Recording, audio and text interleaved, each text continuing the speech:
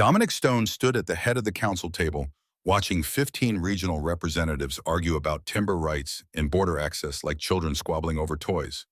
25 years on the Alpha King's throne had taught him that most conflicts were theater posturing meant to extract concessions that everyone knew would be granted anyway. The younger alphas leaned forward in their chairs, eager to prove themselves.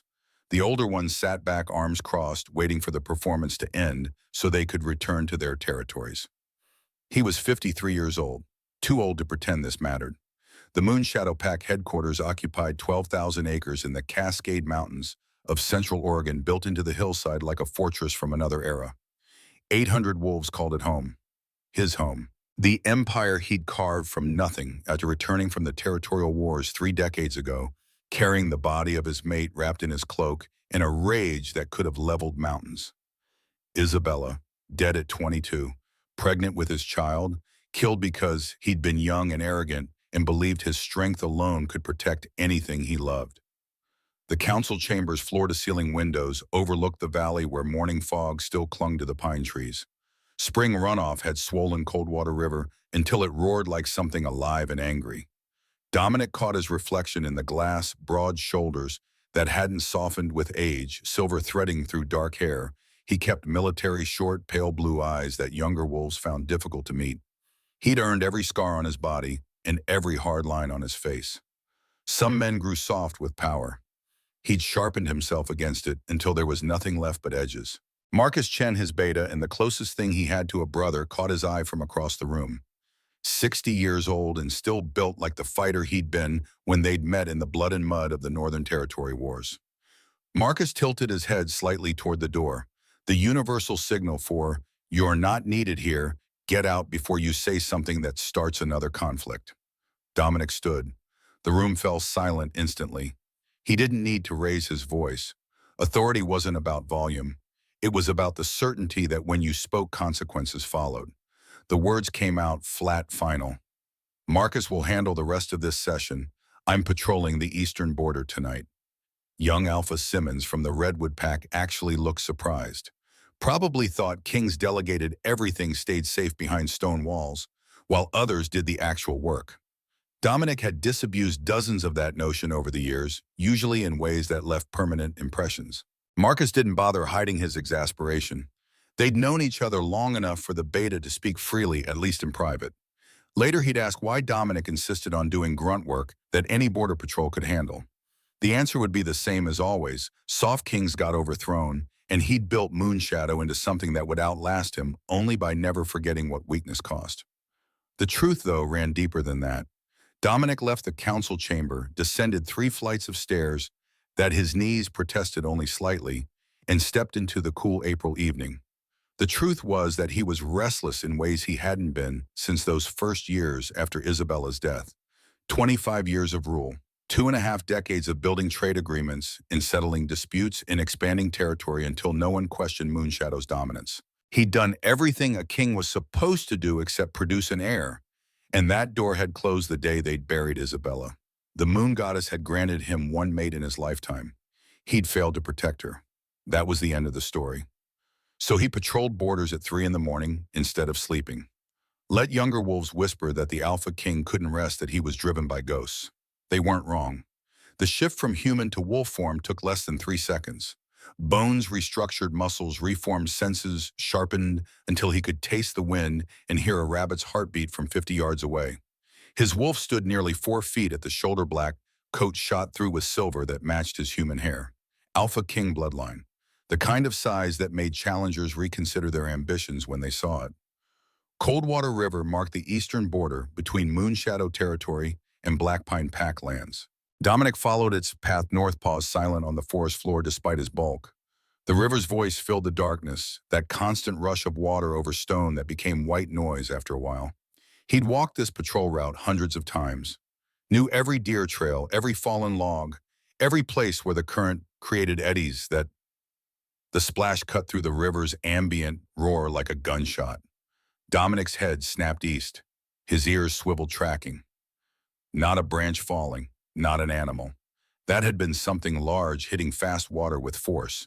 Suicide attempt, or accident, or someone fleeing something worse than drowning. He was moving before the analysis finished, shifting mid-stride back to human form, because hands work better than paws for what might come next. The riverbank appeared through the trees, and there, 20 yards downstream, a dark shape being dragged by the current, thrashing weakly, already going under. The water hit like a physical blow, cold enough to stop a human heart. Dominic's wolf nature protected him from the worst of it, but the current still fought him for every foot of progress. Strong swimmer, always had been. But the river was running high and vicious, fed by snowmelt from higher elevations, and the shape ahead kept disappearing beneath the surface. 10 yards. 5. Close enough to see it was a woman, her movements growing sluggish as hypothermia set in. Dominic caught her arm just as she went under, again hauled her up, and against his chest, kicked hard for the opposite shore because the current had already dragged them across the invisible line that separated territories. Moonshadow sighed. Good.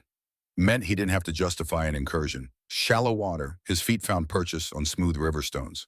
He lifted the woman out of the water completely, carrying her the last 10 feet to the bank, because she'd stopped fighting, and that meant consciousness was fading fast. And then the mate bond snapped into place like a physical force, like lightning striking through his chest and rewiring everything beneath his ribs. Heat and recognition and certainty, the kind that bypassed logic entirely and spoke directly to something older and deeper than thought. 30 years. He'd waited 30 goddamn years, and she'd been drowning. Dominic laid her on her side, watching her cough up what felt like half the river. Training took over, check breathing, check pulse assess for injuries. But his hands were shaking slightly, and that hadn't happened since Isabella's body had cooled in his arms, and he'd understood that all his strength meant nothing against death. The woman curled into herself, shivering violently. Her breathing came in short, panicked gasps that suggested shock as much as cold. Dominic stripped off his shirt, wrapped it around her shoulders. Not enough. She needed heat shelter medical attention. He reached for his belt for the radio he carried even on routine patrols. Then he saw the bruises. They covered her arms in layers, purple and yellow and green, the color progression that spoke to repeated injuries over time. Her wrists bore circular scars that he recognized immediately as silver burns. Restraints heated until they glowed, pressed against skin until they left permanent marks. Professional torture techniques, the kind that required planning and deliberation and a level of cruelty that most wolves couldn't sustain without becoming monsters. Dominic's jaw tightened until his teeth ached. He'd seen marks like these before during the territorial wars, on prisoners who'd been held by sadists who enjoyed their work. The woman's eyes opened, dark brown, dilated with shock and utterly terrified. She tried to scramble backward despite having no strength left, her body moving on pure instinct, born from conditioning. He kept his voice level, commanding but not aggressive. The tone that worked with traumatized soldiers who needed orders more than comfort, because orders meant structure, and structure meant the world still made sense. The words came out steady and absolute. You're safe. That's not a suggestion or a promise. That's an order. You're safe, and I'm going to make sure you stay that way. She stared at him like he'd spoken a foreign language. Then her gaze dropped to his chest, to the mate bond mark that would be forming there, even now, a silver pattern that looked like Celtic knotwork, visible proof of what the moon goddess had decreed. Her face went even paler, if that was possible. She found her voice raw and broken from screaming or river water or both. No, I've heard this before. You're going to— Dominic cut her off, not harshly, but with the finality of a door closing. I'm Dominic Stone, AlphaKing of Moonshadow Pack in the Northern Territories. And you're my mate, those are facts. What happens next is your choice, not mine. But right now, you're hypothermic, injured, and in shock. So I'm calling my medic, getting you warm, and then we're going to talk about who did this to you. He lifted the radio without waiting for permission, gave his coordinates, used the code phrase that meant priority medical response without explaining why to every wolf with a scanner. Elena would come. Elena always came. The woman hugged herself, his shirt inadequate against the cold, but better than nothing. She was thin in ways that suggested malnutrition rather than genetics. Mid-20s, maybe, with dark hair plastered to her skull and bone structure that would have been striking if exhaustion and fear hadn't hollowed her out. She whispered something so quiet he almost missed it. He'll find me. He always finds me. Dominic settled into a crouch, keeping himself at eye level rather than looming over her.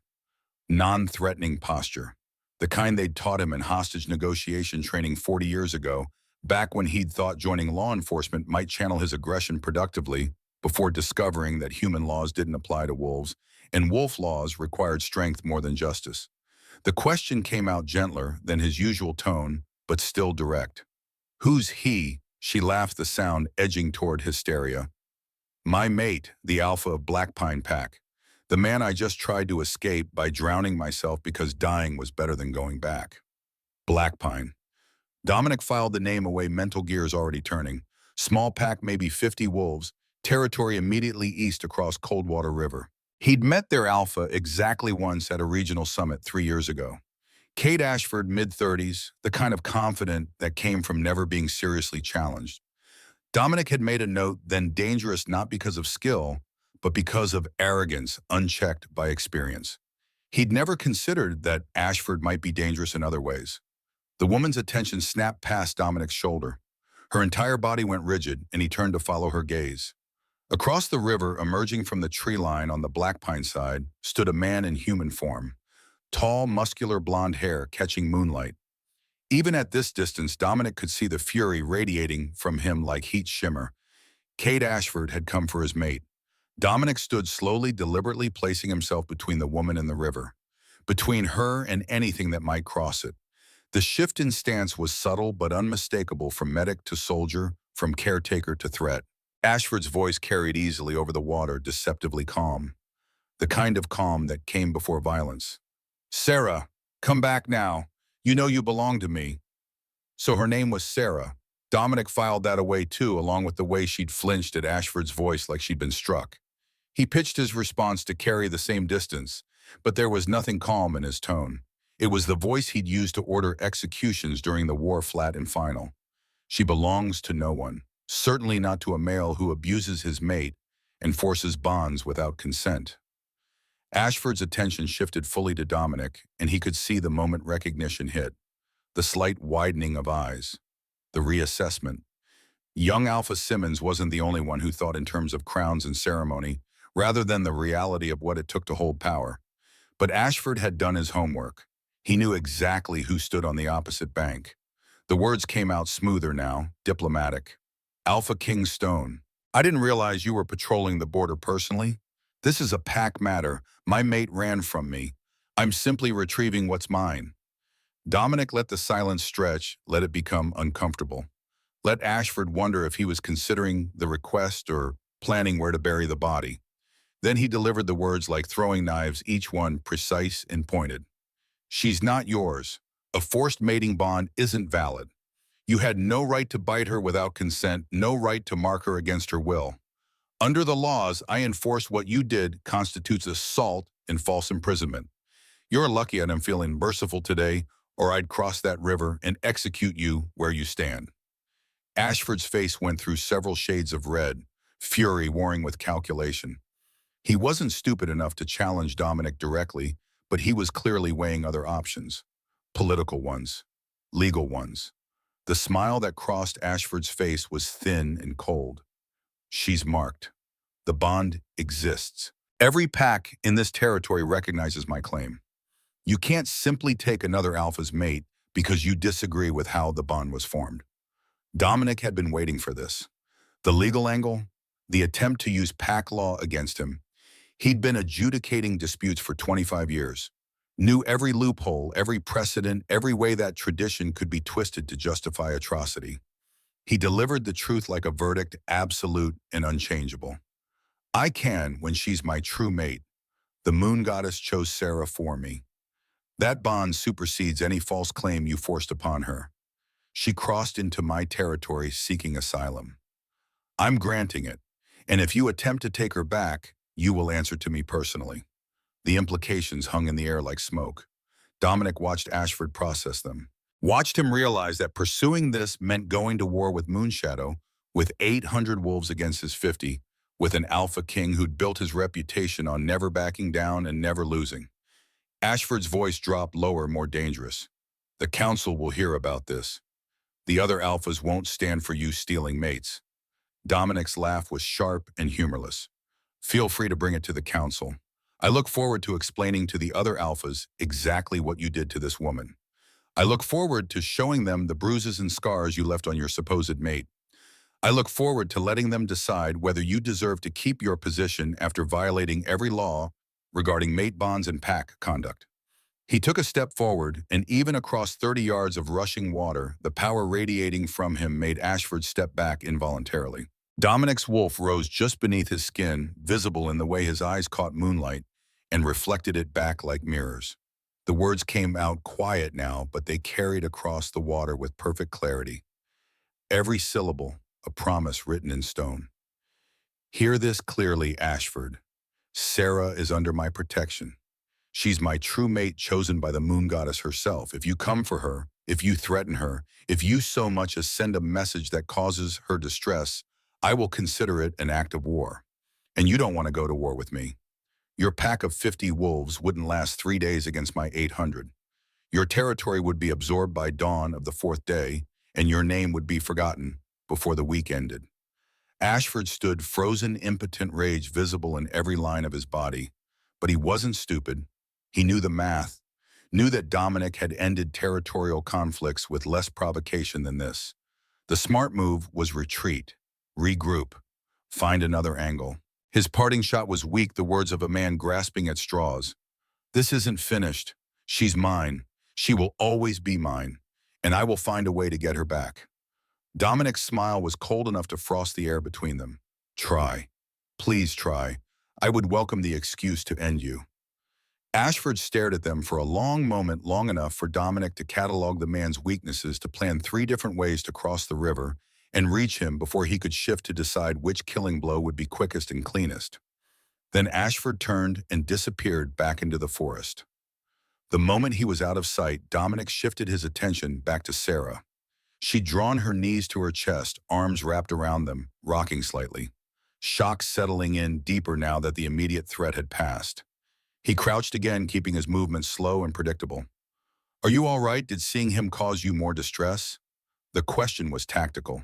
He needed to know her, triggers, her breaking points, what would send her into panic and what she could endure. You couldn't protect someone if you didn't understand their vulnerabilities. Sarah's voice came out hollow, distant. I'm always distressed. He's never not causing me distress. Even when he's not physically present, the fear of him is. Dominic filed that away too. Post-traumatic stress, hypervigilance, the kind of conditioning that took years to develop and even longer to undo. He'd seen it in soldiers who'd been prisoners of war, in wolves who'd survived pack purges, in anyone who'd learned that survival meant constant alertness because relaxation got you killed. The sound of boots on trail announced Elena's arrival before she appeared. Dr. Elena Vasquez had been Moonshadow's head medic for 15 years, brought in from Arizona when the previous doctor had proven inadequate during a disease outbreak. She was 58, built solid, with gray-streaked black hair, pulled into a practical bun, and the kind of competence that made people relax around her automatically. She took in the scene with a single glance, wet AlphaKing, hypothermic female tension, thick enough to choke on, dropped her medical kit, and went straight to work. Elena had learned early in her tenure that Dominic didn't need explanations or questions unless he asked for them. Results mattered. Everything else was noise. Elena worked quickly, efficiently, checked Sarah's vitals, wrapped her in thermal blankets. From the kit administered something that would counter hypothermia without knocking her out. Her hands were gentle but professional, and she narrated what she was doing in a calm, steady voice that was probably more therapeutic than the actual medical care. Then Elena pulled back Sarah's collar to check her neck for injuries, and her face went absolutely still. Dominic saw it at the same time. The mating bite mark on Sarah's left shoulder jagged and poorly healed, the kind that came from a forced bite rather than a consensual one. Surrounding it were more bruises and what looked like cigarette burns, or something equally precise and painful.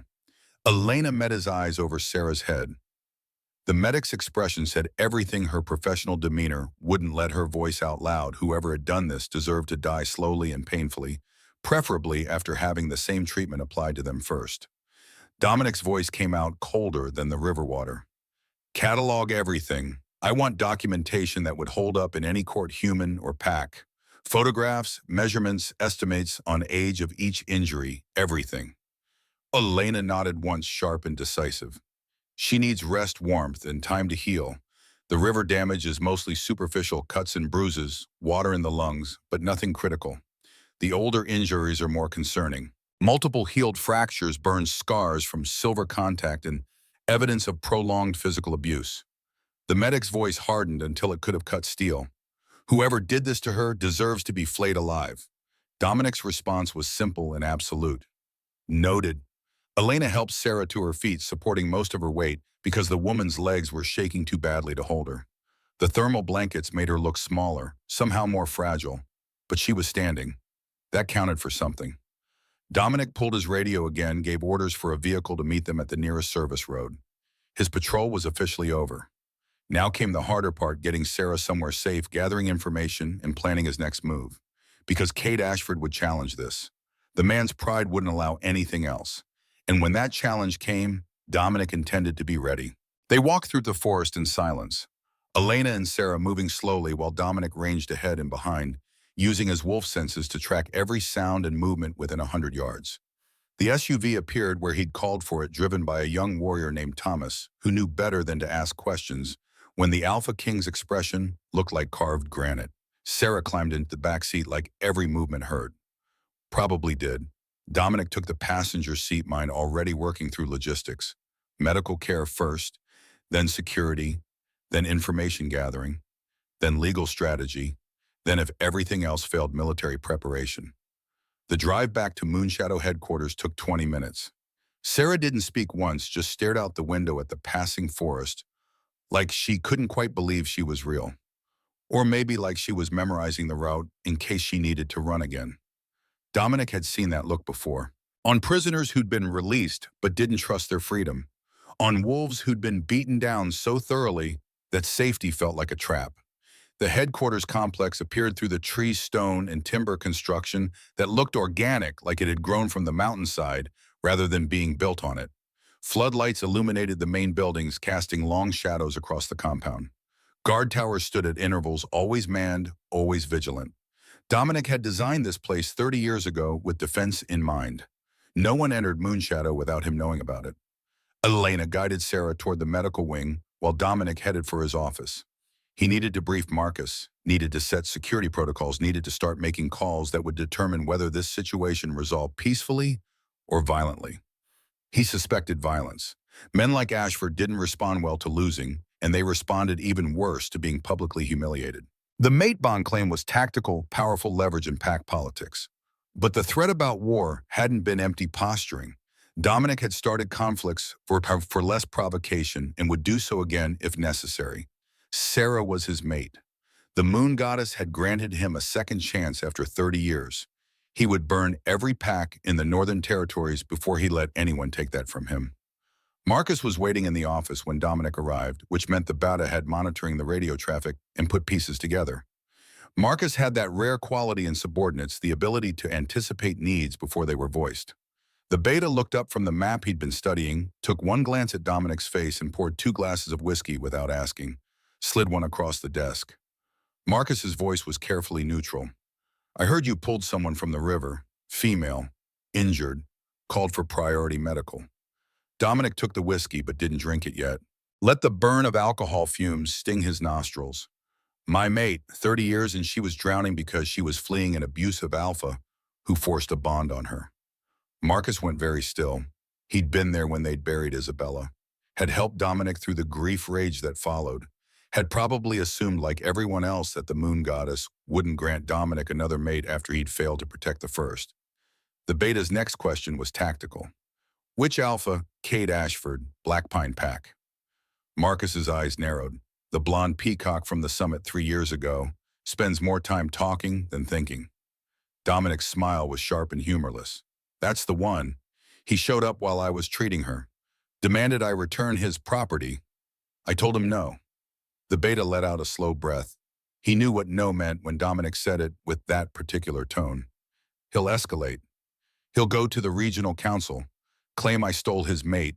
Cornelius Hayes chairs the council, and I'd bet money Hayes is friendly with Ashford. Political challenge, not military.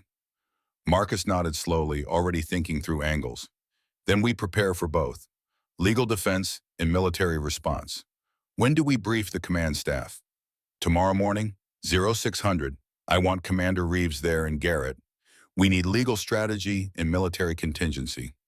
Dominic finally drank the whiskey, let it burn down his throat. Elena's documenting Sarah's injuries now. It's bad, Marcus. 4 years of systematic abuse.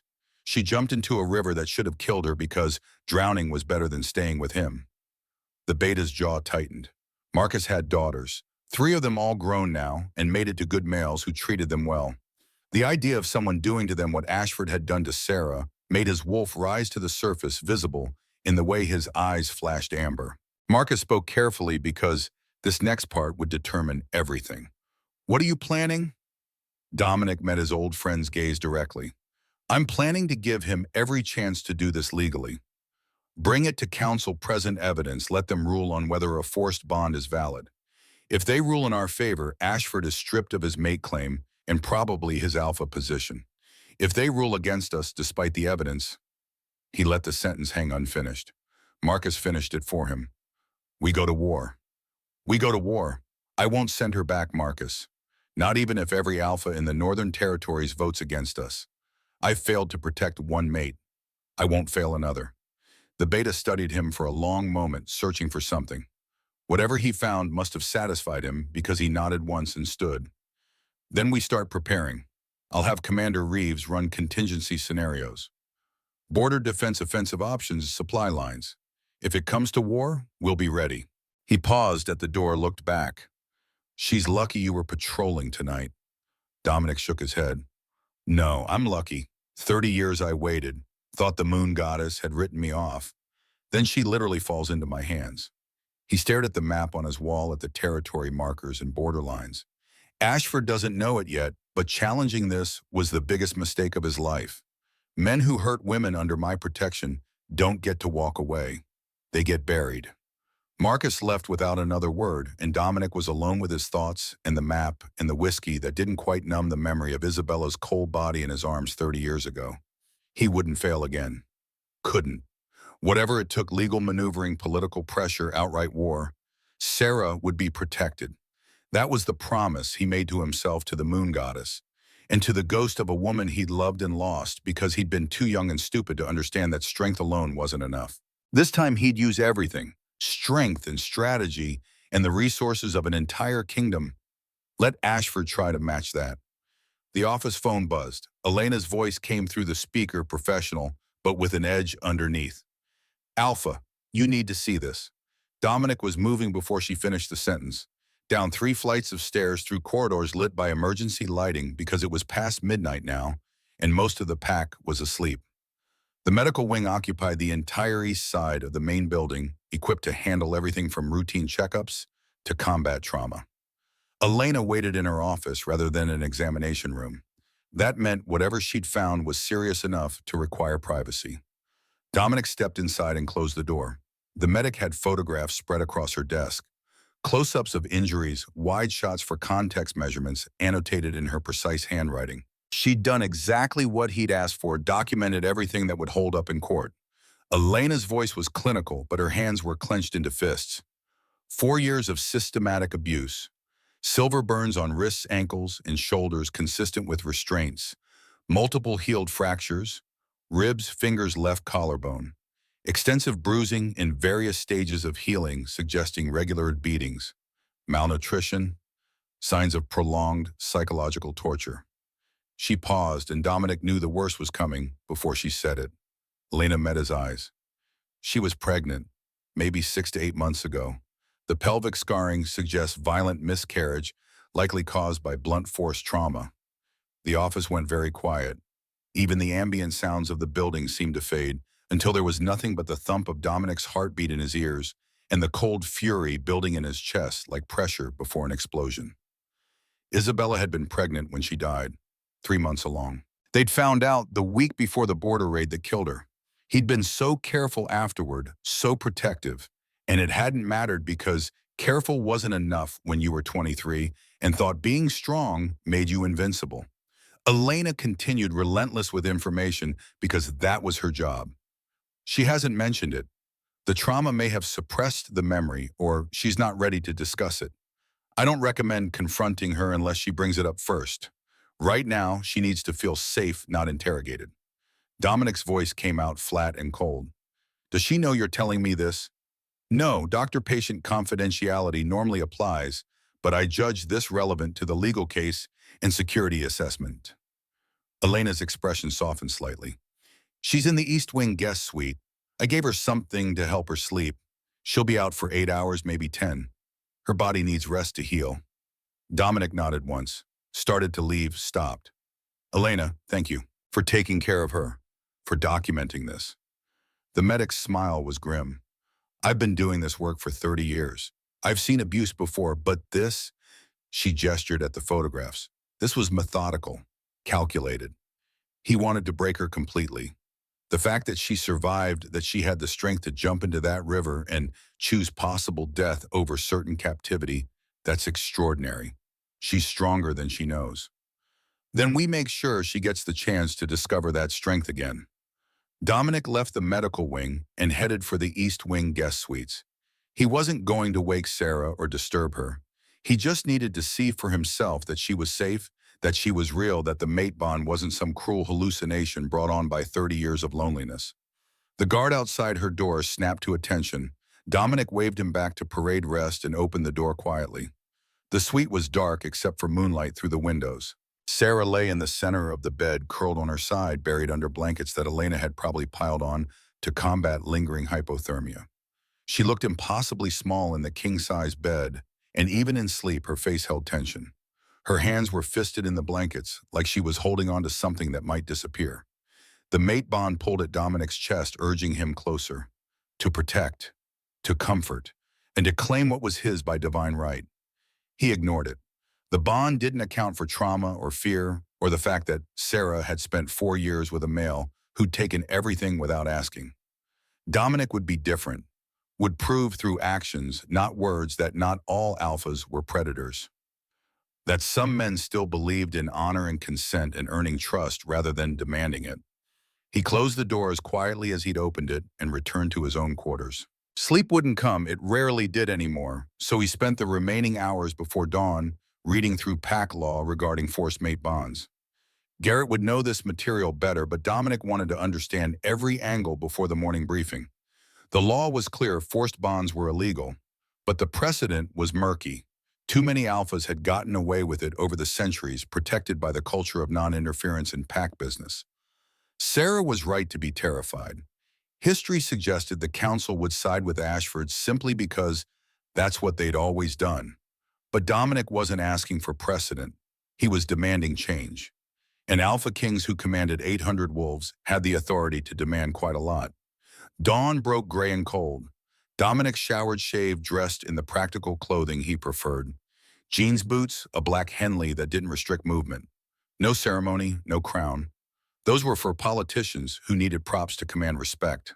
The command staff assembled in the war room at exactly 0600. Marcus arrived first, followed by Commander Sarah Reeves and Chief Counselor Garrett Foster. 3 people Dominic trusted absolutely, which was a short list after 25 years of leadership had taught him that trust was earned slowly and lost instantly. Commander Reeves was 45, built like she could bench press a truck with military precision that came from 10 years in the Marines before she'd been turned. She'd risen through Moonshadow's ranks by being better than everyone else and working twice as hard to prove it. Dominic valued her for her tactical mind and complete inability to sugarcoat bad news. Garrett Foster was 65 and looked older, white-haired, weathered, with the kind of face that suggested he'd seen everything and hadn't been impressed. He'd fought in Vietnam as a human, been turned afterward by a wolf who'd recognized his potential, and spent 40 years studying pack law with the same intensity he'd once brought to combat. If there was a legal loophole, Garrett would find it. Dominic laid out the situation in 5 minutes. No embellishment, just facts. Sarah's escape, the forced bond, Ashford's challenge, the mate bond with Dominic himself, Elena's medical findings, including the pregnancy loss. The room went silent when he finished. Commander Reeves spoke first. Ashford will challenge at council. If that fails, he might try military response. Black Pine's small, but they could have allies we don't know about. Garrett was already flipping through his leather-bound book of legal precedents. Forced bonds are technically illegal, but the burden of proof is high. We need her testimony, medical records, and preferably witnesses from Blackpine who can corroborate the abuse. Marcus added his piece. I've already started intelligence gathering. We need to know everything about Blackpine pack size, fighting capability, Alliance's financial situation. If it comes to war, I want to know exactly what we're facing. Dominic let them work through scenarios, only interjecting when they went down paths that contradicted his core goals. Finally, he held up a hand and they fell silent immediately. His voice carried the weight of absolute authority. 3 objectives. First, keep Sarah safe. I don't care if we have to turn Moonshadow into a fortress. No one gets to her without going through us. Second, build an ironclad legal case. Garrett, I want documentation that would convince even the most traditional alpha that forced bonds can't be tolerated.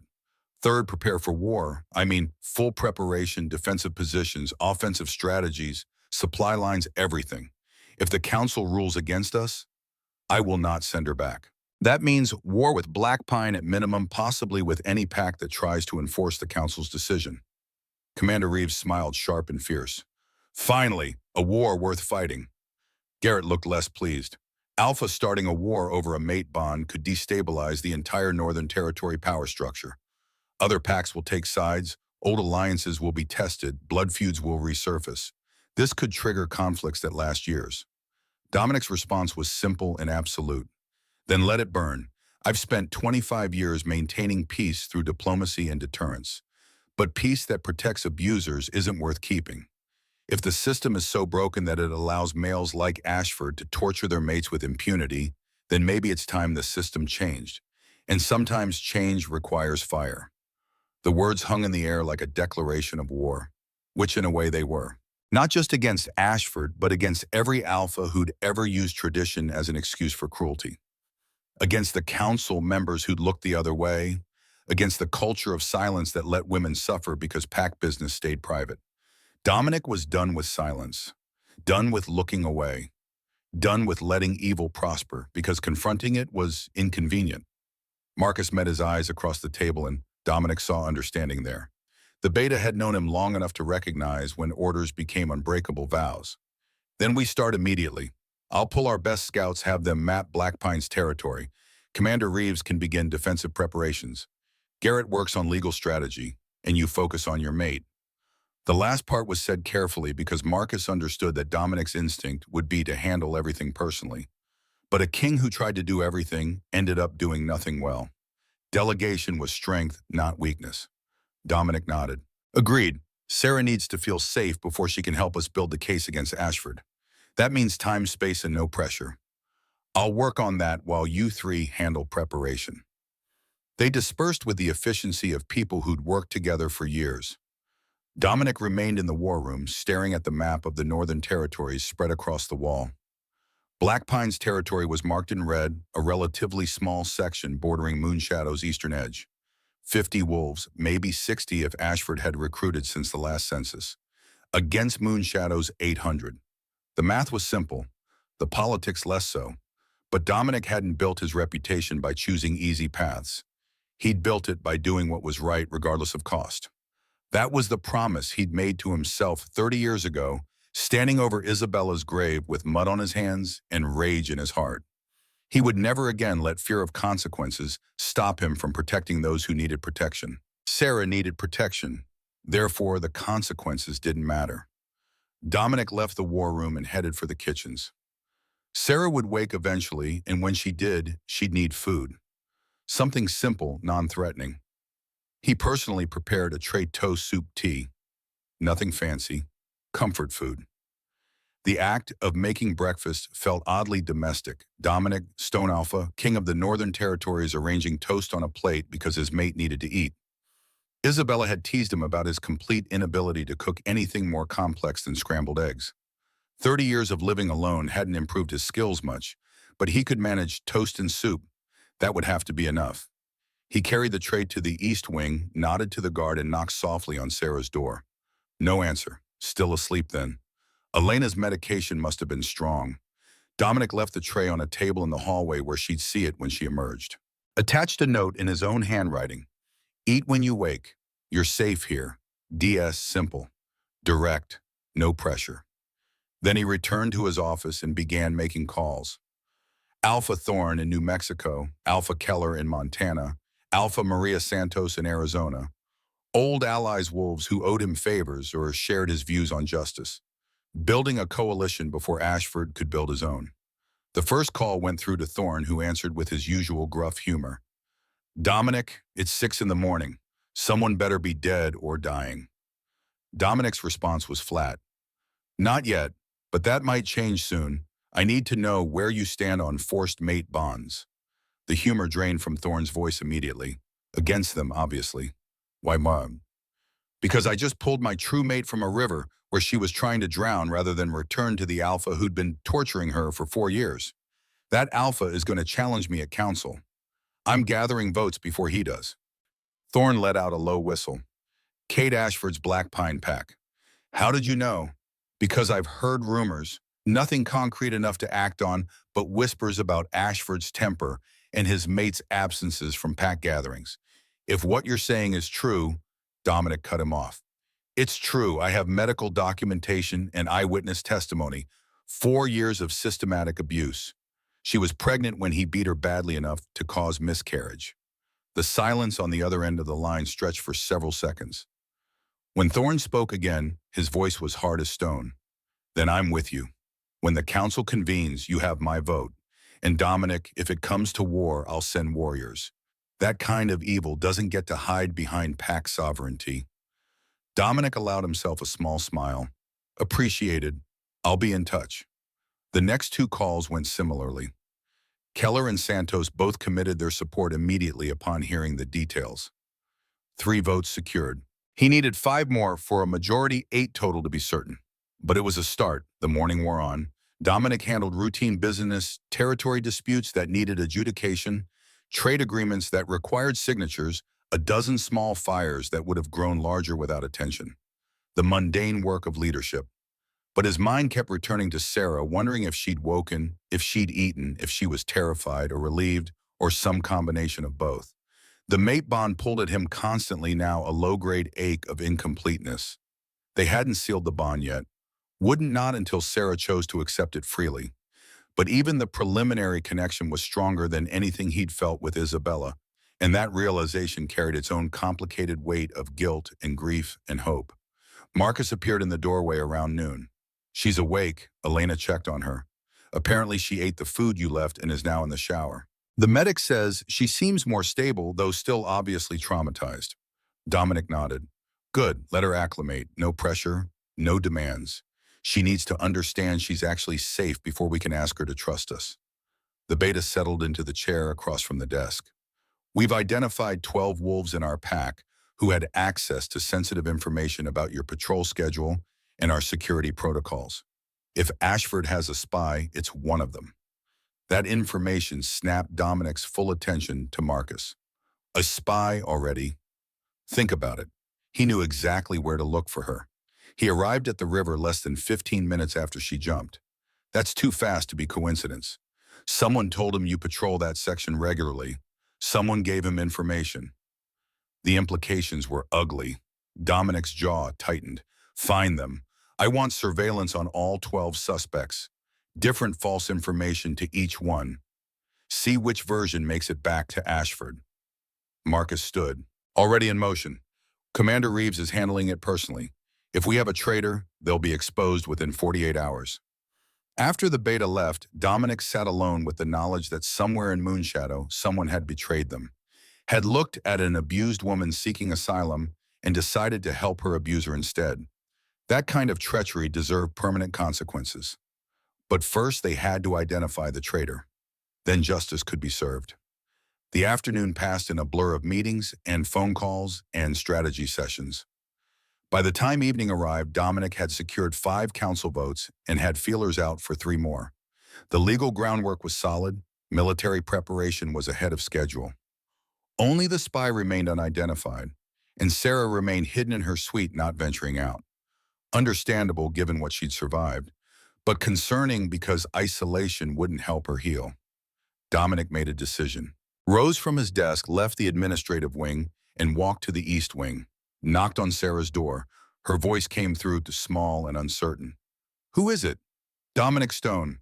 I'm not here to pressure you or demand anything. I just wanted to check that you have everything you need." A long pause. Then the door opened a crack and Sarah peered out. She'd showered and changed into clean clothes, simple jeans and a sweater that someone must have provided because she certainly hadn't brought luggage. Her dark hair was still damp. The bruises on her face looked even more stark against clean skin. But her eyes met his, and that was progress. Direct eye contact meant she wasn't completely broken. Her voice was steadier than it had been by the river. "Why are you doing this? You don't know me. You don't owe me anything." Dominic considered his answer carefully. Sarah had spent 4 years with a male who demanded gratitude, who'd expected worship for basic decency. She didn't need platitudes or romantic declarations. She needed honesty. "Because 30 years ago I failed to protect my mate. She was killed because I was young and arrogant and thought strength alone was enough. I've spent every day since asking myself what kind of man lets evil win, because fighting it is inconvenient. I'm not that man anymore. You needed help. I could provide it. Therefore I did. It's that simple." Sarah studied his face like she was searching for lies. Finding none, her expression shifted slightly. Not trust, not yet, but maybe the beginning of belief that his words matched his actions. She opened the door wider. "The food was good. Thank you. I'll have more sent up at dinner. If you need anything else, closed books, different sleeping arrangements, tell the guards. They'll get it for you." Sarah hesitated, then asked the question that was clearly weighing on her. "What happens now with Cade?" Dominic's expression went cold. "He'll challenge me at the regional council, try to claim you're his rightful mate, and I overstepped by granting asylum. We'll present evidence of his abuse, prove the bond was forced, and request the council invalidate his claim. If they rule in our favor, you're free. If they rule against us, I go to war rather than send you back." Her eyes widened. "You'd start a war over me." "Over justice. You're my mate, Sarah. The moon goddess chose you for me. But even if she hadn't, even if we were complete strangers, I would still fight to protect you from Ashford. Because that's what leaders are supposed to do, protect those who can't protect themselves. I've built Moonshadow into the strongest pack in the Northern Territories. Time to use that strength for something that matters." Sarah's eyes filled with tears, but she blinked them back fiercely. "He'll kill you. He kills everyone who tries to help me." Dominic's smile was sharp and cold. "He can try. I've been killing men like him since before you were born. He's outmatched militarily, outmaneuvered politically, and outclassed in every way that counts. The only question is whether he's smart enough to realize it before he does something that forces me to end him." The certainty in his voice seemed to steady her. Sarah took a shaky breath, nodded once, and stepped back. "Thank you for pulling me out of the river, for standing up to him, for everything." Dominic inclined his head. "Get some rest. Tomorrow we start building the case against him. But tonight, just breathe. You're safe here. That's a promise I intend to keep." He left before she could respond, giving her space to process. The mate bond pulled at him, urging him to stay, to comfort, to claim. He ignored it. Sarah's healing was more important than his own desires. That was the lesson Isabella's death had taught him. Sometimes love meant restraint, meant giving someone what they needed rather than what you wanted. The evening stretched toward night. Dominic returned to his office, to the maps and legal documents and strategic plans that would determine whether Sarah's freedom was won peacefully or violently. Either way, he would win. That wasn't arrogance. It was simple fact. Because Alpha Kings who commanded 800 wolves and had spent 25 years building an empire didn't lose. They adapted, they strategized, and they used every resource at their disposal to achieve their objectives. And Dominic's objective was clear. Protect Sarah, punish Ashford, and prove that the old ways, the culture of silence and non-interference that protected abusers, ended here. With him. With this fight. Let the council challenge him. Let Ashford try for war. Let every traditional alpha in the Northern Territories line up against him. Dominic had right on his side, strength behind him, and nothing left to lose except the mate he'd waited 30 years to find. That made him the most dangerous kind of opponent, the kind who would burn everything to the ground before admitting defeat. Moonshadow's lights blazed against the darkness as night settled over the Cascade Mountains. Inside the fortress, Dominic had built 800 wolves, slept or worked or were trained unaware that their Alpha King had just committed them to a fight that would reshape the Northern Territory's power structure. But they would follow when he called, because that was what Moonshadow was, not just a pack, but a statement. A declaration that strength served justice, that power protected the weak, and that some things were worth fighting for, regardless of cost. Sarah was worth fighting for, worth warring for, worth changing the world for, if that's what it took. Dominic stood at his office window, looking out over his territory, and made a silent vow to the moon goddess and to the woman sleeping in the east wing. Whatever came next, he would not fail again. Not this time. Not ever. The river had brought Sarah to him. Now he would make sure she never had to run again. Marcus returned at 0400 hours with intelligence that made Dominic's blood run cold. The beta dropped a manila folder on the desk, his expression grim in the pre-dawn darkness. The words came out, clipped, military efficient. Owen Bennett, junior guard, 24 years old, assigned to Eastern Perimeter rotation. He's been with us 18 months. Background check came back clean when we hired him, but Commander Reeves ran a deeper analysis. Found encrypted communications with an IP address that traces back to Black Pine territory. Dominic opened the folder, scanning the evidence. Transaction records showing deposits to an offshore account. Screenshots of coded messages that intelligence had cracked. Meeting logs that showed Owen had been in position to observe patrol schedules, security protocols, and the exact timing of Dominic's river route. The spy had a name and a face now. Young, unremarkable, the kind of wolf who blended into background operations and never drew attention. Perfect for espionage. Dominic's voice was cold enough to frost the windows. Where is he now? Locked in holding cell 3. No one knows except me, Commander Reeves, and the 2 warriors who made the arrest. We moved him during night shift rotation when fewer eyes were watching. The Alpha King stood his decision already made. Treason during wartime, and make no mistake, this was war, even if shots hadn't been fired yet, carried 1 sentence under pack law. But protocol demanded interrogation, first information, extraction, confirmation that Owen was the only breach in their security. Holding Cell 3 occupied the lowest level of Moonshadow headquarters, carved directly into mountain stone. Cold, sparse, designed for temporary detention rather than long-term imprisonment. Owen sat on the metal bench, wrists bound with silver-laced restraints that would prevent shifting. His head snapped up when Dominic entered, and fear flooded his features immediately. Good. Fear meant he understood exactly how much trouble he'd bought himself. Dominic didn't bother with preliminaries or threats. He simply laid the evidence folder on the narrow table between them and waited. Let the silence stretch. Let Owen's imagination fill in the blanks about what came next. The young guard's voice cracked when he finally spoke. It wasn't personal, Alpha. I didn't know what Ashford was doing to her. He just said he needed information about patrol schedules, said it was insurance against Moonshadow aggression. He paid well. Better than... Dominic cut him off with a raised hand. How long have you been reporting to Kate Ashford? 3 months, since January. He approached me at a neutral territory bar, bought me drinks, made the offer. 10,000 for basic intel, 20,000 if it proved useful. Marcus, who'd followed Dominic down, spoke from his position by the door. Did you know what he was protecting, what he did to his mate? Owen's hesitation was answer enough. The slight shift of his eyes, the way his jaw tightened. He'd known, maybe not details, but enough to understand that Ashford's interest wasn't defensive intelligence gathering. It was maintaining control over an abused woman. Dominic felt the wolf rise beneath his skin, responding to rage that threatened to override tactical thinking. He forced it down through sheer discipline. Interrogations conducted in wolf form tended to end too quickly. The question came out quiet, deadly. You sold out an abuse victim for cash. 30,000 pieces of silver. Tell me why I shouldn't execute you right now and save the cost of a trial. Owen's face drained of color. I didn't know she was being abused. I swear, Alpha King, I didn't know the specifics. Ashford just said he needed to track her movements, needed to know when to expect. Stop lying to me. You knew enough. You took his money anyway. That makes you complicit. The young guard's composure shattered. Words tumbled out in a rush of desperation. I have debts, gambling debts, from before I joined Moonshadow.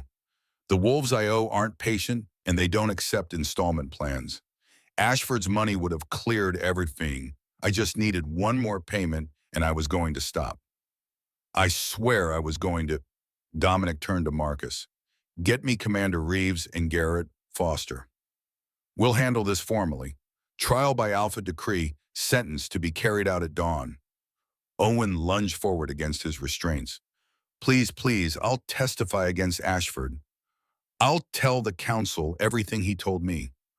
I'll give you recordings of our conversations, evidence that proves he was tracking her.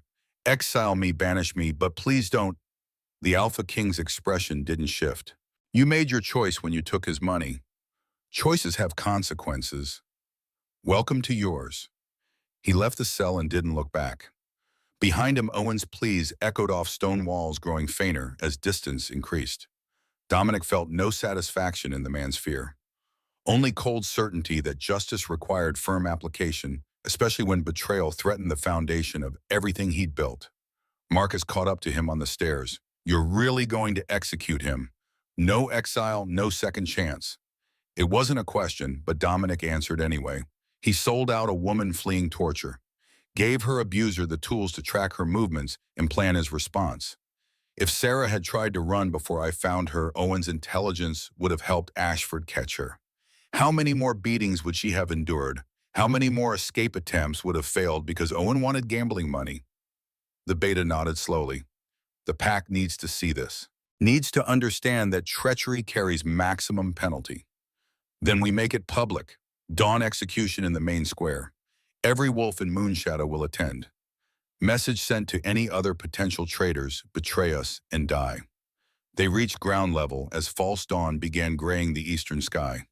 Commander Reeves waited in the hallway, already in full uniform, despite the early hour. She'd probably been awake all night running security protocols. Her salute was crisp, professional. Alpha, Owen's communication logs are extensive.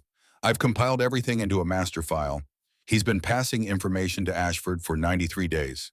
Patrol schedules, pack census data, defensive positions, command structure. Everything Ashford would need to plan either an extraction attempt or a military assault. Dominic's jaw tightened. How compromised are we? Severely. I recommend we rotate all passwords, change the patrol, routes, implement new security protocols. Assume Ashford knows our complete defensive posture and plan accordingly. The Alpha King checked his watch. 2 hours until dawn. 2 hours to prepare for an execution that would send ripples through Moonshadow's entire social structure. He'd killed before in war and challenges in defense of his territory. But formal executions were rare, reserved for crimes so heinous that exile wasn't sufficient deterrent. Treason qualified, especially treason that enabled abuse. Garrett Foster arrived 30 minutes later, still buttoning his shirt, law books tucked under one arm. The old counselor listened to the evidence summary, reviewed Owen's confession, and nodded his approval. The verdict came swift and absolute. Under Pack Law Article 7, Section 3, treason against the Alpha King during time of conflict is punishable by death. The sentence is appropriate and legally sound. I'll file the formal documentation with the Regional Council after execution as protocol requires. Dominic addressed all three of his senior advisors. Spread the word. Dawn Assembly main square attendance mandatory. Owen Bennett will be executed for treason. After that, we implement Commander Reeves' security overhaul immediately. I want every vulnerability patched before Ashford can exploit the intelligence he's already received. They dispersed to handle their assignments. Dominic remained alone in the corridor as dawn light strengthened through the windows, painting everything in shades of gold and amber. Somewhere in the East Wing, Sarah was probably still asleep, medicated rest, providing temporary escape from memories that would haunt her for years. She wouldn't attend the execution. Elena would make sure of that. No reason to traumatize her further with violence, even justified violence. Better she stayed isolated, protected, unaware that her abuser's spy was about to pay the ultimate price for his betrayal. The main square filled rapidly as word spread through Moonshadow. 800 wolves assembled in concentric circles around the raised platform that served for official pronouncements and occasionally executions. Dominic stood at the platform's edge. Marcus on his right, Commander Reeves on his left, Garrett slightly behind with the formal sentencing documents. Dawn broke fully as guards brought Owen forward. The young wolf walked under his own power, restrained but not dragged. Dominic would grant him that much dignity. A traitor's death, but still a warrior's walk to face it. The crowd fell silent as Dominic raised his hand. His voice carried across the square, without effort, alpha authority making every word ring clear. Owen Bennett stands accused of treason, of selling pack intelligence to an enemy alpha, of enabling the continued abuse of a woman seeking asylum. He has confessed to all charges. Under pack law, the sentence for treason is death. Does anyone speak in his defense? Silence answered him. No one moved. No one met Owen's desperate, searching gaze. The young guard had no family in Moonshadow, no close friends willing to risk their own standing by vouching for him. Dominic continued relentless. Then by my authority as Alpha King, I execute this sentence now. May the moon goddess have mercy on your soul because I have none. The shift happened in seconds. Dominic's wolf form exploded outward, massive and silver black, 4 feet at the shoulder, and built like violence given shape. Owen tried to run instinct, overriding acceptance. Futile gesture. Dominic caught him in 3 strides, jaws closing around the traitor's throat with crushing force. The kill was clean efficient.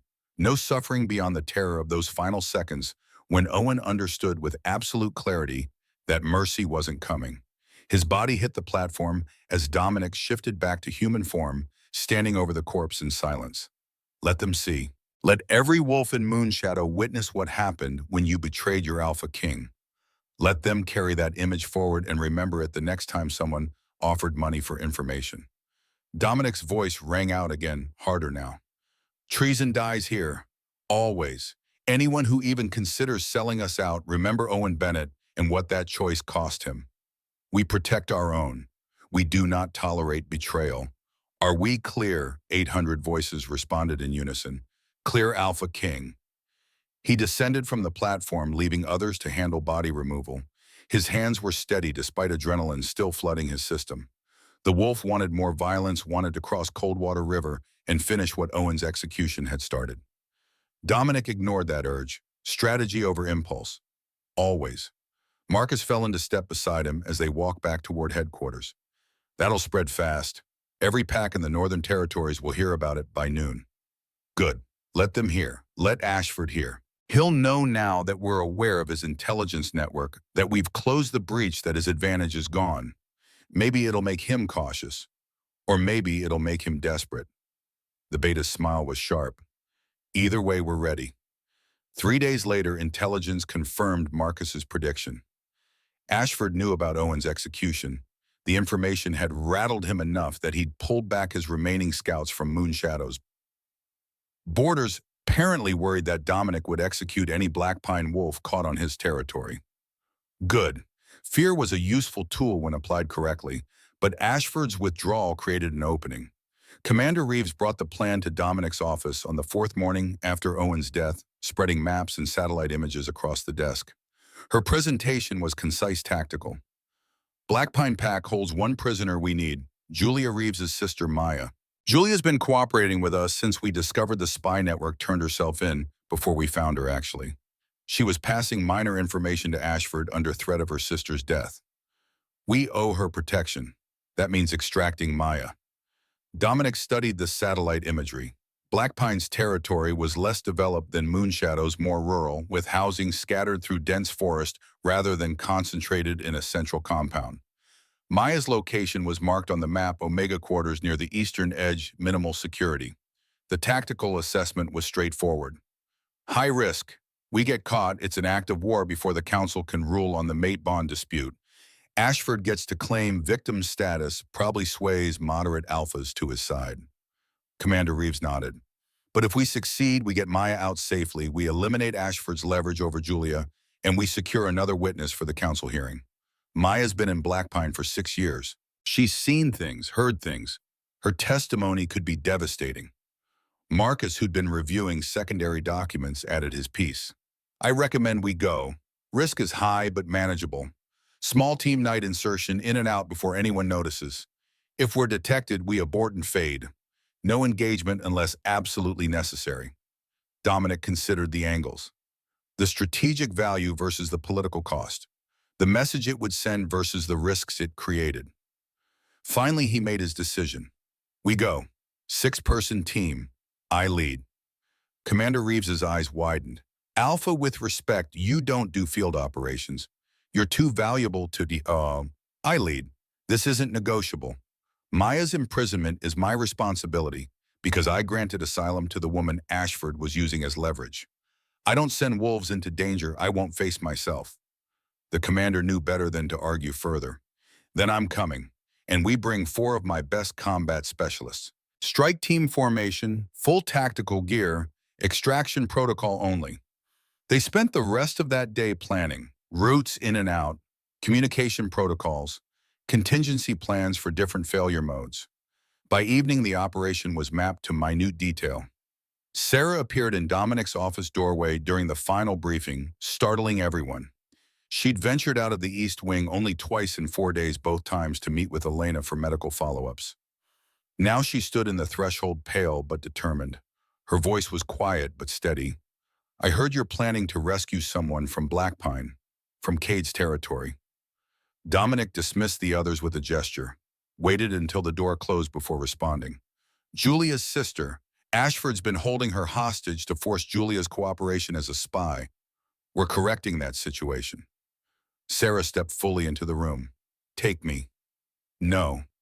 I know the compound layout. I lived there 4 years. I can get you in through the Omega passages. The guards never watch those entrances because they're too small for alphas to use comfortably. You'll save 20 minutes and have your exposure time. Dominic studied her face, searching for signs that this was trauma-driven suicide ideation disguised as helpfulness. Found only cold determination. Sarah was terrified he could smell the fear on her, but she'd made her decision anyway. You understand what you're proposing, returning to the place where you were tortured, risking capture if anything goes wrong, facing Ashford again if we're discovered. Her hands were shaking, but her voice stayed level. I understand. I also understand that Maya is only in danger because of me, because Cade used her to control Julia, and Julia helped him because of his threats. I'm tired of being the victim everyone protects. Let me help. Let me do something that matters. The mate bond pulled hard at Dominic's chest, screaming at him to refuse to keep her safe behind Moonshadow's walls, where nothing could touch her. He shoved that instinct aside and forced himself to evaluate her offer tactically. She was right. The Omega passages would cut their infiltration time significantly, and having someone who knew Blackpine's layout intimately would reduce the chance of wrong turns or unexpected obstacles. The risk to Sarah was real but manageable if he stayed with her constantly. Dominic's answer came slowly, reluctantly. You stay with me at all times. You follow orders without question. The moment anything goes wrong, you run for the extractions point and you don't look back. Understood. Relief and fear warred across her expression. Understood. They went in at 0200 hours the following night, 6 wolves plus Sarah moving through forest that bordered Blackpine territory with practiced silence. Dominic had shifted to wolf form for better night vision and hearing, staying close enough to Sarah that he could intercept any threat before it reached her. The border crossing was achieved without incident. Ashford had withdrawn his patrols too far inward, leaving gaps that Dominic's team exploited ruthlessly. 20 minutes of careful movement brought them to Blackpine's outer perimeter. Sarah guided them through darkness with hand signals and whispered directions, navigating by memory. The Omega passages she'd mentioned proved exactly as described, narrow service corridors that larger wolves avoided because they required crouching. Dominic's team fit barely moving single file behind Sarah's lead. The corridors smelled of old wood and fear. How many Omegas had used these passages over the years, staying out of sight to avoid drawing Alpha attention? Dominic made a mental note when Blackpine came under Moonshadow oversight, and it would, one way or another, these passages would be sealed. No more separate infrastructure that allowed abuse to hide. Sarah stopped at an intersection, pressed her ear to a door. After a moment, she nodded and eased it open. Beyond lay a small, dormitory-style room, housing 6 narrow beds. 5 were occupied. The 6th held Maya Reeves awake despite the hour staring at the ceiling.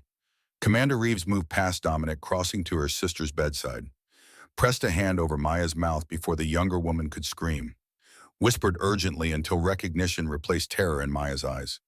The reunion was silent, swift. Maya, dressed in 30 seconds, grabbed nothing else.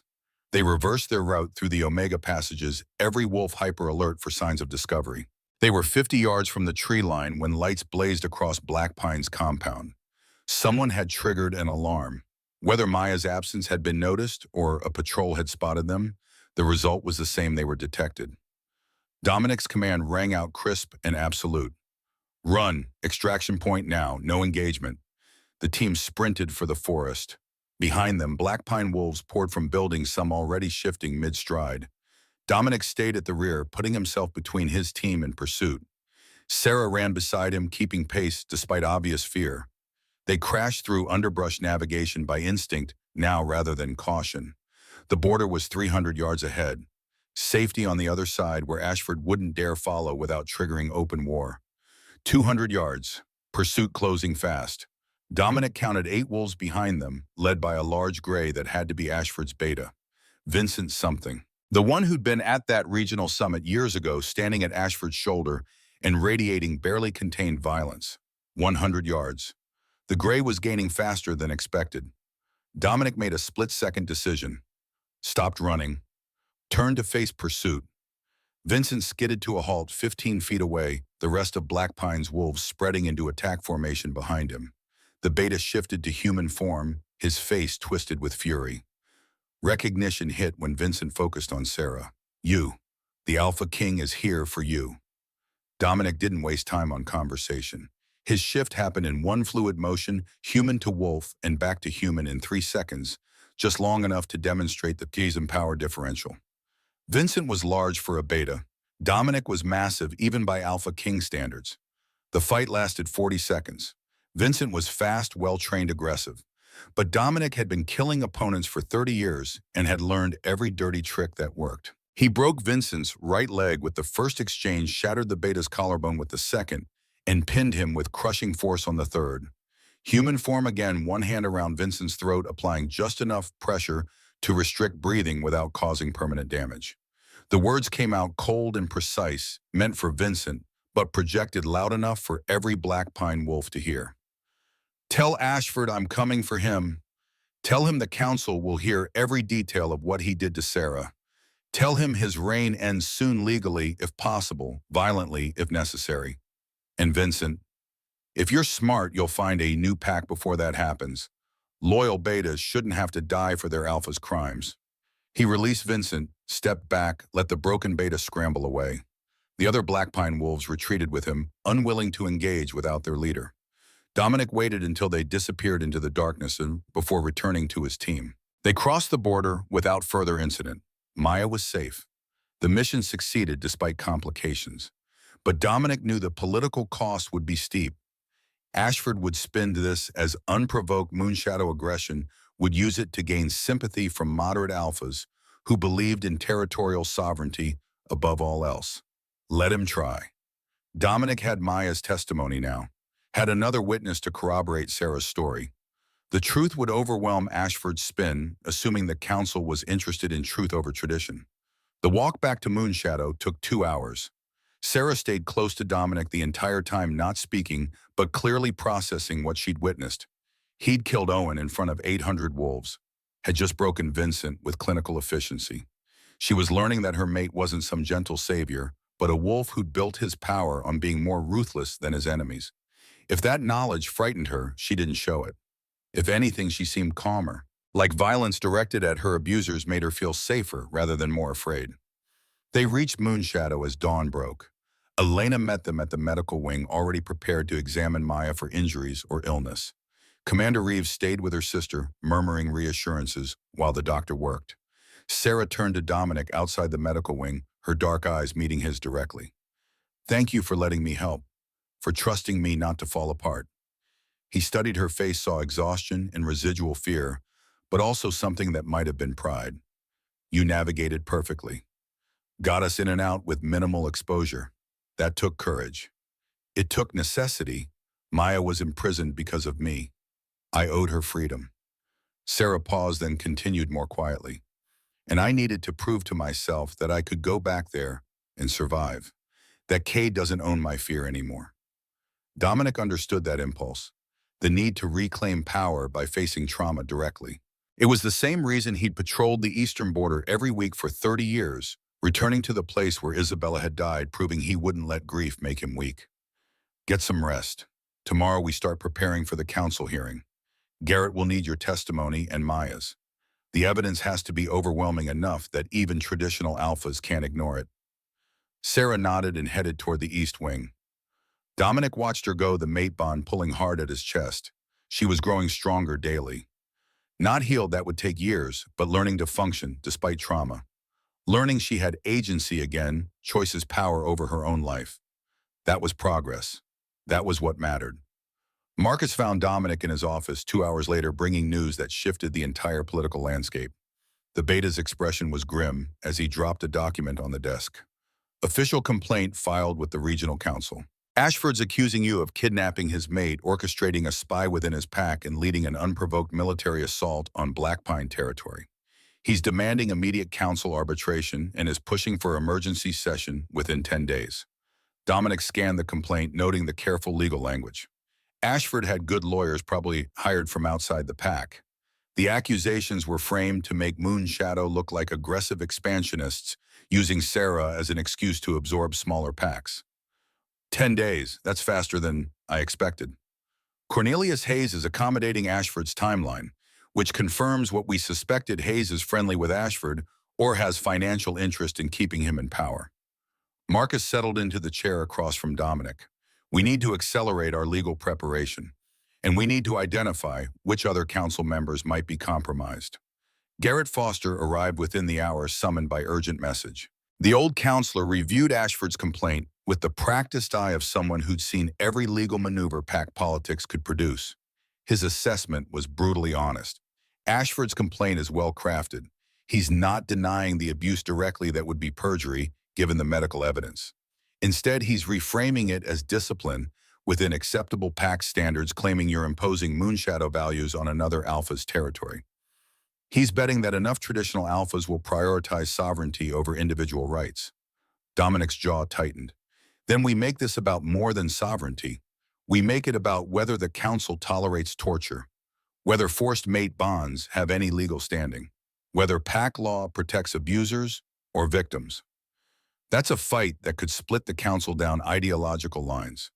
You'll need 8 votes for clear victory. Right now, we have 5 confirmed: Thorne, Keller, Santos, and 2 others I've been working.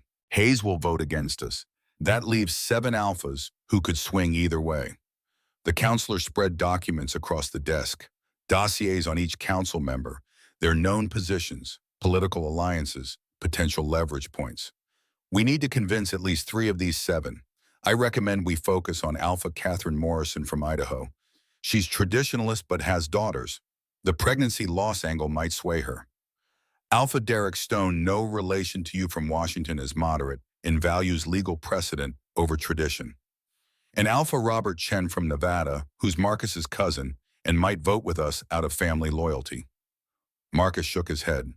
Robert and I haven't spoken in years. Family politics. I can try reaching out, but don't count on that vote. Dominic studied the dossiers, committing names and faces to memory. Then we focus on Morrison and Stone. Garrett, I want you to make personal contact with both. Offer to share medical evidence privately before the public hearing. Let them see what Ashford did without the political theater. The counselor nodded. And if they still vote against us, then we've established that the council values tradition over justice, and I respond accordingly. The implicit threat hung in the air. If the legal system failed, Dominic would impose his own justice. That meant war. That meant reshaping the Northern Territories through force rather than law. Garrett didn't flinch from that reality. He'd fought in Vietnam, understood that sometimes violence was the only language that worked. I'll make the contacts. We have 10 days to build our case. I'll need Sarah's full testimony, Maya's corroboration, Elena's medical analysis, and any other witnesses we can produce. There's one more potential witness. Commander Reeves had entered quietly, her timing suggesting she'd been waiting outside until this moment. Thomas Reed, former Black Pine Pack member who defected 2 years ago. He's been living as a lone wolf in Northern California, but I tracked him down. He'll testify that abuse was common knowledge in Black Pine, that pack members heard Sarah's screams and did nothing because challenging the Alpha meant death. Dominic's eyes sharpened. Can we get him here before the hearing? Already in motion. I sent a team yesterday. They'll have him at Moonshadow within 48 hours, willing or otherwise. The pieces were falling into place. Sarah's testimony, Maya's corroboration, Elena's medical evidence, Thomas Reed's insider knowledge, Maya's testimony. Against all that, Ashford only had legal technicalities and traditional alpha privilege. It should be enough. But Dominic had learned over 25 years that should meant nothing in pack politics. Power mattered. Alliances mattered. Which alphas owed favors to whom, which territories held strategic resources, which packs could afford to make enemies, and which couldn't. The next week passed in furious preparation. Garrett coached Sarah through testimony, asking brutal questions to prepare her for cross-examination. The sessions left her pale and shaking, but she powered through with determination that impressed even the hardened counselor. Thomas Reed arrived on schedule, gaunt and wary. 2 years as a lone wolf had taught him to trust no one. But Commander Reeves had chosen her extraction team well. They'd brought Thomas and gently explained the situation, offered him asylum in Moonshadow if he helped. The former Black Pine wolf agreed after hearing Sarah's story, recognizing in her experience the same patterns he'd fled. Maya's testimony was damning. She described 6 years of watching Ashford's rages, hearing Sarah's screams through thin walls, seeing the aftermath of beatings that left the Omega quarters stained with blood. She testified that every wolf in Black Pine knew that fear kept them silent, that challenging Ashford meant becoming his next target. Elena documented everything with clinical precision, building medical files that would make even the most hardened alpha flinch. Photographs, X-rays of healed fractures, chemical analysis of silver burns. The pregnancy loss documented through tissue scarring that told its own story of violence. By the time the council hearing arrived, Dominic had built a case that should have been unassailable. Should have been. But politics made certainty impossible. The night before they left for neutral territory, Sarah appeared at Dominic's office door one final time. She looked exhausted, dark circles under her eyes suggesting sleep had been elusive. But her spine was straight, her chin up. She'd made her decision and was prepared to face consequences. Her voice was steady despite obvious nerves. Tomorrow I testify. Tomorrow I stand in front of 15 alphas and describe every way Cade broke me. I need you to promise me something. Name it. If the council rules against us, if they decide tradition matters more than justice, promise me you won't send me back. Promise me you'll fight, because I can't survive going back to him. I'd rather die fighting than live another day as his prisoner. Dominic rose from his desk, crossed to where she stood, looked down into her dark eyes and let her see the absolute certainty in his expression. The words came out quiet but carried the weight of an unbreakable vow. I swear on Isabella's grave and on my honor as AlphaKing, you will never return to Ashford's control. If the council rules against us, I burn Black Pine to the ground and deal with political consequences after. You are my mate, Shra. Mine to protect, mine to defend, mine to avenge if necessary. Ashford will never touch you again. That's not a promise. That's a guarantee written in blood if needed. Tears spilled down her face, but she didn't look away. Then I'm ready. Let's end this. They traveled to neutral territory at dawn, convoy of 50 Moonshadow wolves providing security. The regional council convened in a massive stone hall built centuries ago, designed to accommodate gatherings of this scale. 15 alpha seats ringed the central floor, where petitioners presented their cases. Gallery seating held 200 pack members who'd come to witness history being made. Because that's what this was, regardless of outcome. Either the council would adapt to changing values and rule that forced bonds had no legal standing, or they'd cling to tradition and cement their irrelevance. Either way, the Northern Territories would be different after today. Dominic took his seat in the petitioner section, Sarah beside him, flanked by Elena and Commander Reeves. Across the chamber, Cade Ashford sat with his lawyers and remaining loyal pack members. Their eyes met across 50 feet of empty floor, and Dominic saw murder in Ashford's gaze. Good. Let him rage. Let him plot. None of it would change the outcome. One way or another, Sarah was leaving this hall free. Cornelius Hayes called the session to order, his aged voice carrying authority accumulated over decades of council leadership. We convened to settle dispute between Alpha Cade Ashford of Black Pine Pack and Alpha King Dominic Stone of Moonshadow Pack regarding the mate bond status of Sarah Martinez. Alpha Ashford, present your case. The testimony began. Ashford's lawyers painted him as a wronged alpha whose mate had fled during a mental health crisis, who'd sought help from the Alpha King only to have Dominic kidnap her and fabricate abuse claims.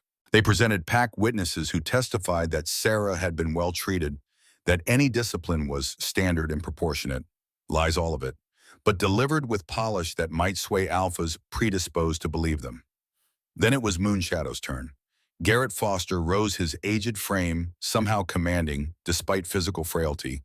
His opening statement was a masterclass in legal rhetoric, framing the case not as pack politics, but as fundamental questions about justice and pack law's purpose. He called Sarah first. She walked to the witness stand on legs that barely supported her weight, sat in the chair designed for alphas, looking small and fragile under the chamber's harsh lighting. 15 pairs of alpha eyes focused on her with weight that would have crushed weaker wolves. Sarah took a breath and began speaking. Her voice shook at first, then steadied as she found rhythm. She told them everything. The forced mating bite, 4 years of beatings, 6 escape attempts and the punishments that followed, the pregnancy, the miscarriage, the river jump. The chamber fell silent as she spoke, even Ashford's lawyers recognizing that interruption would seem cruel. She showed them her scars pulled down her collar to reveal the jagged bite mark, rolled up sleeves to display silver burns, made them look at what their tradition had protected. When she finished, several alphas looked shaken. Alpha Morrison's face had gone pale. Even Hayes seemed disturbed, though he hid it quickly behind professional neutrality. Then came the cross-examination. Ashford's lead lawyer attacked her credibility, suggested mental instability, implied she'd fabricated claims to justify infidelity with Dominic. Standard tactics meant to undermine testimony through character assassination. Sarah didn't break. She answered each question with flat honesty, refusing to be provoked into emotional responses that would support the instability narrative. Dominic felt pride surge through the mate bond. This was his mate, survivor fighter, refusing to be broken even when facing her worst nightmare in public forum. The testimony continued through the day. Maya, Thomas, Elena's clinical analysis, each witness adding pieces to a picture so damning that even Hayes seemed reluctant to defend it. As evening approached, Garrett called one final witness, Dominic himself. The Alpha King took the stand, aware that his testimony carried different weight than the others. He wasn't victim or bystander. He was power incarnate, and how he used that power would influence fence-sitting alphas more than any legal argument. Garrett's questions were strategic, designed to establish not just what happened, but why it mattered. Why an Alpha King would risk political capital over one woman's freedom. What message the council would send by ruling either way. Dominic's answers were measured direct. He described pulling Sarah from the river, the instant mate bond recognition, Ashford's challenge, the decision to grant asylum rather than send her back to torture. Then Garrett asked the question that would define the case. Alpha King Stone, if the council rules against you, if they declare that Sarah must return to Alpha Ashford's custody, what will you do? The chamber held its breath. This was the moment that mattered. Would Dominic submit to council authority or defy it? He met Hayes' eyes across the chamber, then let his gaze sweep across all 15 Alpha seats. Let them see the absolute certainty in his expression. The words came out quiet, but filled the chamber with irrefutable finality. I will not comply. I will shelter Sarah in Moonshadow regardless of your ruling. And if Alpha Ashford attempts to take her by force, I will defend her with every resource at my disposal. That means war if necessary. Not because I disrespect this council's authority, but because some things matter more than politics. Justice matters. Protecting the innocent matters. Ensuring that pack law serves its people rather than enabling their abuse that matters. You can write however you choose. But Sarah stays free. That's non-negotiable. The declaration landed like a bomb. Several alphas shifted uncomfortably. Hayes looked furious. But Alpha Morrison was nodding slightly, and Alpha Derek Stone had leaned forward with interest. Ashford exploded from his seat. You can't do this. She's mine. The bond exists. Every law, every tradition supports my claim. Dominic's response was cold and sharp. Your claim was never valid. Forced bonds aren't recognized by the moon goddess, regardless of what pack law says. The true mate bond exists between Sarah and myself. The council can either acknowledge reality or cling to tradition that enables torture. Choose wisely. Hayes banged his gavel, calling for order. The session adjourned for deliberation, 15 alphas retreating to private chambers to debate and vote. Dominic returned to Sarah's side, found her hands shaking despite her calm exterior. He covered them with his own, grounding her through physical contact. "You did perfectly. They heard you. They saw the truth." Her voice was barely whisper. "Will it be enough?" "It has to be. Because if it's not, we've established that the council is too broken to deserve respect. Then we fix it ourselves." The wait stretched for 2 hours. Dominic spent it mentally preparing contingency plans for every possible outcome. If they won, Ashford would be humiliated but legally constrained. If they lost, war became inevitable. Finally, the chamber doors opened. 15 alphas filed back to their seats. Hayes looked angry, which Dominic interpreted as positive sign. The old traditionalist wouldn't be angry if he'd gotten his way. The council head's voice was stiff, reluctant. "This council has deliberated. We have reviewed evidence, heard testimony, and considered applicable law. The vote is decided. 11 in favor of AlphaKing, Stone 4 opposed." Relief crashed through Dominic like physical force. 11. They'd exceeded the 8 needed for clear victory. Hayes continued, clearly reading from prepared statement that he disagreed with. "The council finds that the mate bond between Kate Ashford and Sarah Martinez was established through force without consent. Said bond is hereby declared invalid under pack law. Sarah Martinez is recognized as the true mate of AlphaKing Dominic Stone and is free to accept or reject that bond as she chooses." The council head's voice hardened further. "Furthermore, Kate Ashford is charged with assault, false imprisonment, and violation of sacred mate bond laws. He is stripped of alpha status and will face criminal prosecution. Black Pine Pack is placed under temporary moonshadow oversight pending investigation of systemic abuse." Ashford roared fury and lunged toward Sarah. Didn't make it 3 steps before Dominic intercepted him, one fist connecting with Ashford's jaw hard enough to drop the former alpha like a stone. Security moved in, restraining Ashford as he thrashed and screamed, "She's mine, I made her. She's nothing without me." His unhinged rant convinced any remaining doubters. The man was clearly obsessed, dangerous, exactly what Sarah had described. Hayes himself looked disgusted as guards dragged Ashford from the chamber. Dominic turned to Sarah, saw tears streaming down her face. But these were different tears than before. These were relief and disbelief and the beginning of acceptance that she was actually legally permanently free. She collapsed against his chest, and he caught her automatically. Let her sob into his shirt while 200 pack members watched their AlphaKing display public tenderness. He didn't care about appearances. Sarah was safe. That was all that mattered. The verdict would change Northern Territory's politics, would embolden other abuse victims to seek asylum, would force packs to acknowledge that traditional authority didn't justify cruelty. Dominic had started a revolution without intending to, simply by refusing to accept that law served abusers. But those were concerns for later.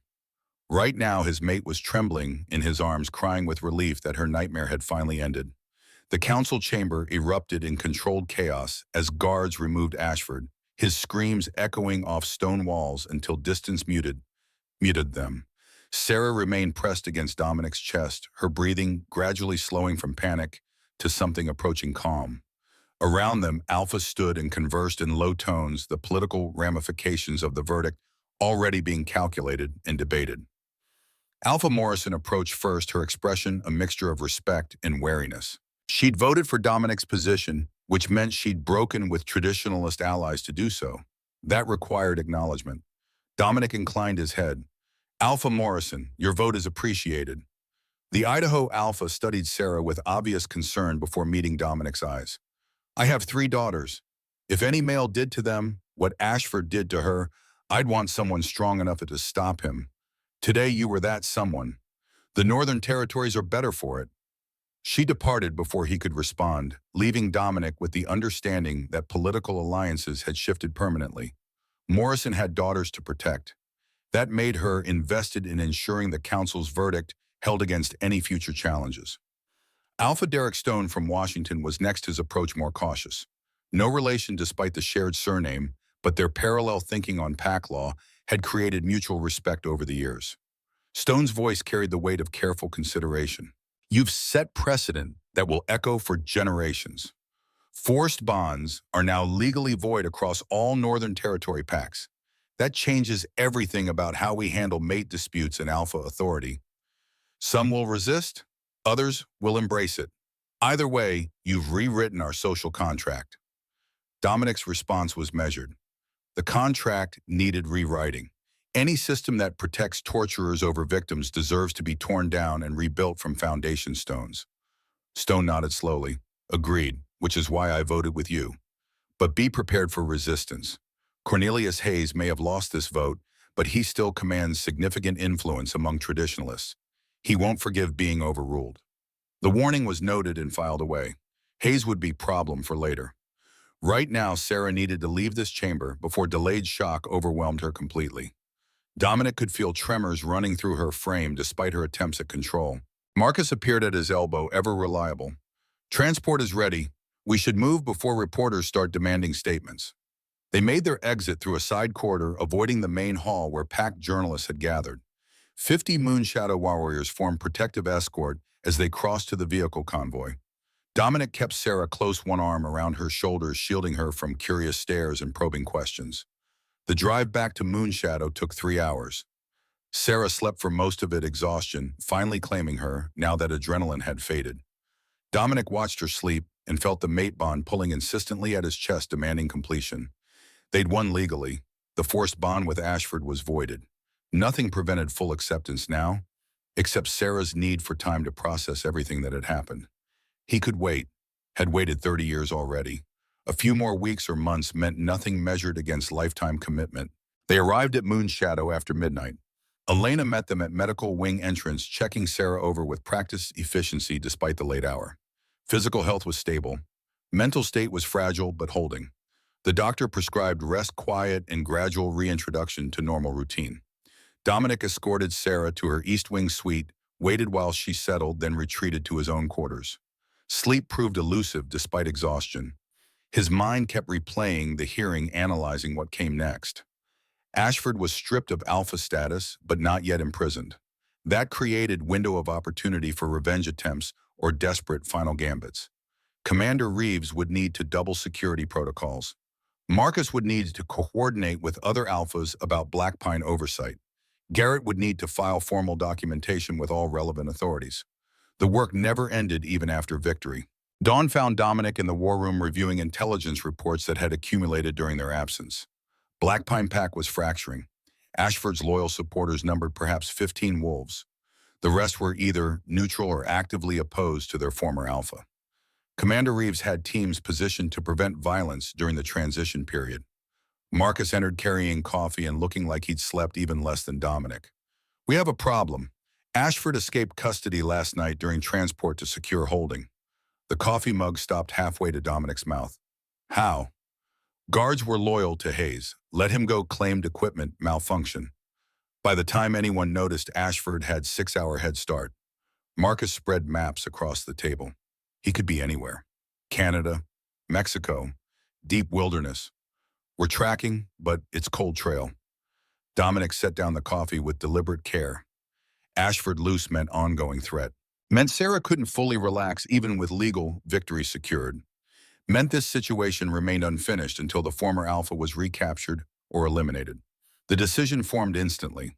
Issue standing orders to all Moonshadow patrols. Ashford is to be detained on site. Use of lethal force is authorized if he resists.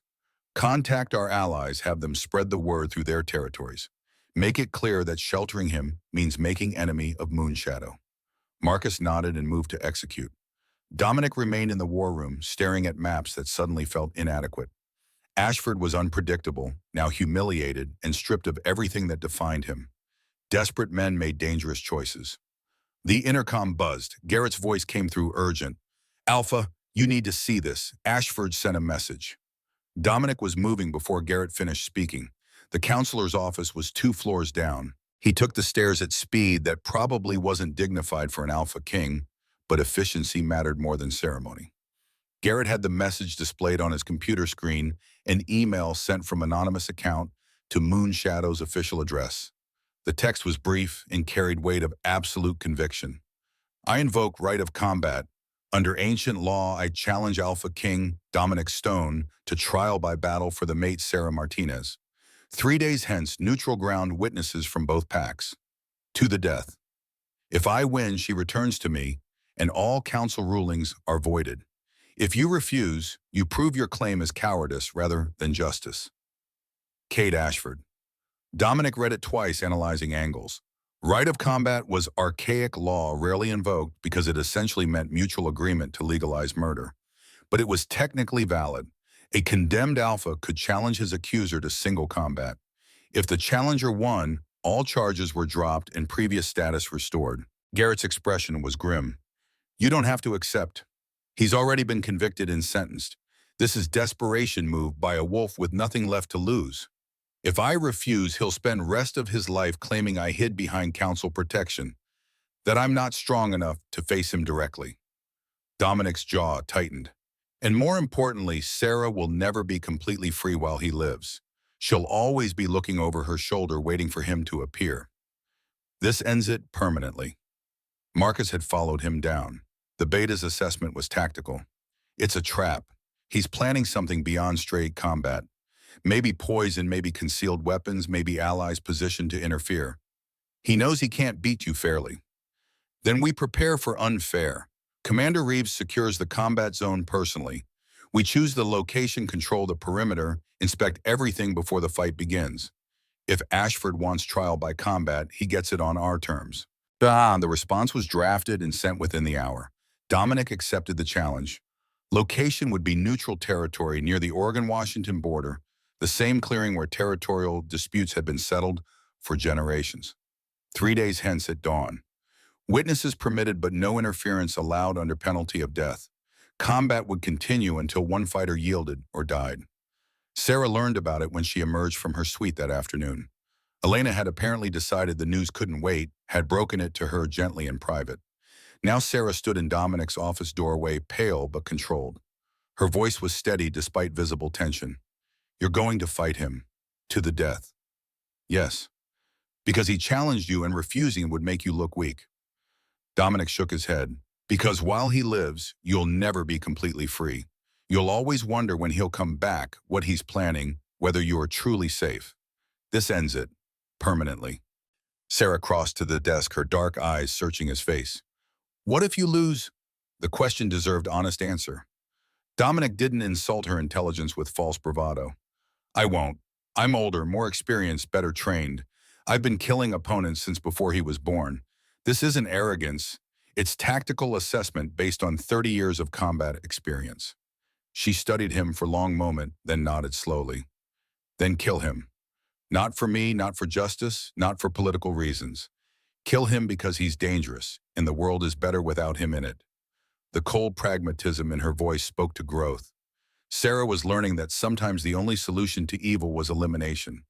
That mercy shown to predators meant death for future victims.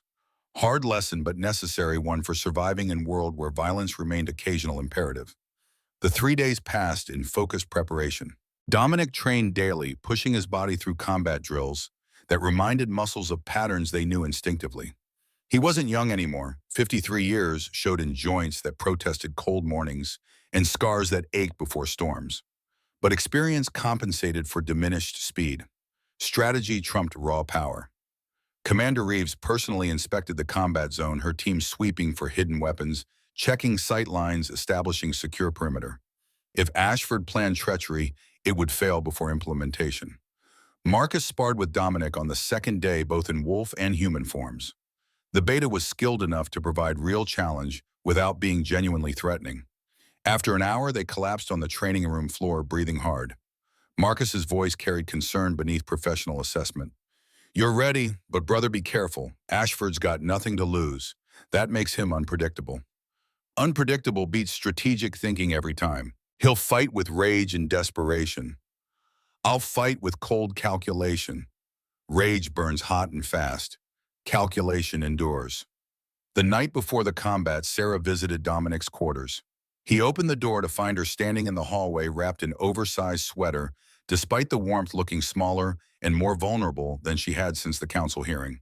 She entered without waiting for invitation, crossed to the window overlooking Moonshadow's valley. Moonlight painted everything in silver and shadow. When she spoke, her voice was quiet but firm. "I need to tell you something before tomorrow.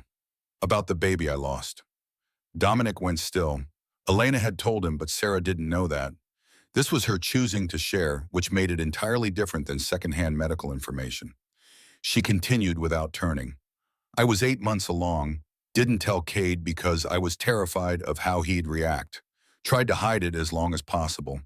He figured it out anyway. Beat me so badly that I miscarried 3 days later." Her hands clenched on the window frame. "He said it was good. Said he didn't want brats tying him down. Watched me bleed and told me it was my fault for getting pregnant without permission. I wanted to die that night.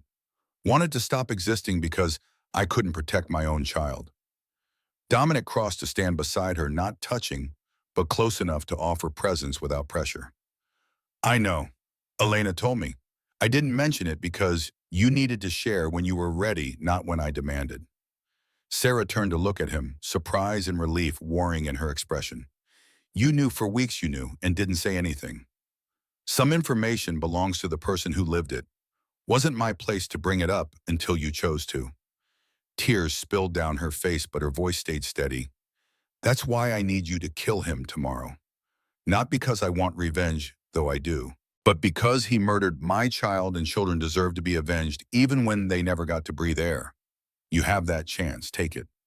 Dominic's response was simple and absolute. "I will. That's a promise." She left shortly after, and he spent the remaining hours of darkness in meditation rather than sleep. Mental preparation mattered more than physical rest at this point. He'd fought enough battles to understand that victory began in the mind with certainty and focus that permitted no doubt or hesitation. Dawn broke cold and clear. Dominic dressed in simple combat clothing, reinforced pants, boots with good traction, nothing that could be grabbed or used against him.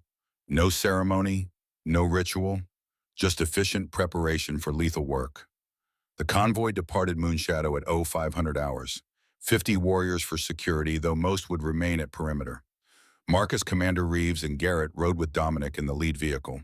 Sarah had insisted on coming despite protests, had won the argument through sheer determination.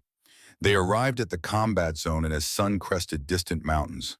The clearing was circular, roughly 100 feet in diameter, surrounded by old-growth forest. Generations of wolves had settled disputes here, their blood long since absorbed into soil that witnessed violence as natural phenomenon rather than aberration. Ashford was already present, flanked by his remaining loyal wolves. 15 supporters was pathetic showing for former Alpha, but desperation made strange bedfellows. Several looked like mercenaries rather than pack members, wolves who'd sold their services for promise of spoils if Ashford somehow won. The former Alpha looked haggard. 3 days on the run had worn him down physically and mentally, but his eyes burned with fanatic intensity as he watched Dominic's approach. This was man who'd staked everything on single desperate gamble. Win and reclaim all that had been taken, lose and die. No middle ground remained.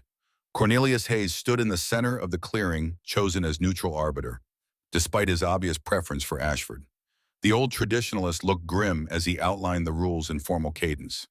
Combat by ancient right. Wolf or human form permitted. Shifting allowed. Weapons forbidden. Combat continues until one fighter yields verbally or through death. Interference by seconds results in immediate execution of both fighter and interfering party. Both fighters acknowledge these terms. Ashford's response was immediate, eager. "I acknowledge." Dominic's came colder, more measured. "Acknowledged." Hayes stepped back to the clearing's edge. "Then begin." Ashford shifted immediately, his wolf exploding outward in blur of blonde fur and rage. Large for a normal Alpha, easily 200 pounds, built for power rather than speed. He charged without strategy, pure aggression meant to overwhelm through force. Dominic held human form and stepped aside at the last possible moment, using Ashford's momentum against him. The blonde wolf crashed past, skidded on loose soil, wheeled for second attack. Faster recovery than expected. Ashford had trained since losing the council vote, had prepared for this fight with single-minded focus. Still not enough. Dominic shifted as Ashford charged again, his own wolf form dwarfing the blonde's size. AlphaKing bloodline meant weight advantage of 50 pounds, minimum height advantage of 6 inches at the shoulder. Size wasn't everything in combat, but it helped. They collided with impact that would have shattered human bones. Teeth and claws finding purchase, and being thrown off circling and feigning, looking for openings. Ashford fought with desperate ferocity. Dominic fought with cold calculation, analyzing patterns, waiting for mistake. It came 30 seconds into the engagement. Ashford overextended, reaching for a throat strike, left his right shoulder exposed. Dominic's jaws closed on muscle and bone, crushing force that brought scream even in wolf form. Blood filled his mouth, hot and copper-tasting. First blood, but far from fatal. Ashford broke free, limping now, right foreleg compromised. But instead of retreating to assess, he pressed forward, trying to convert wounded animal desperation into advantage through sheer aggression. Classic mistake. Wounded fighters who pressed lost. Wounded fighters who adapted survived.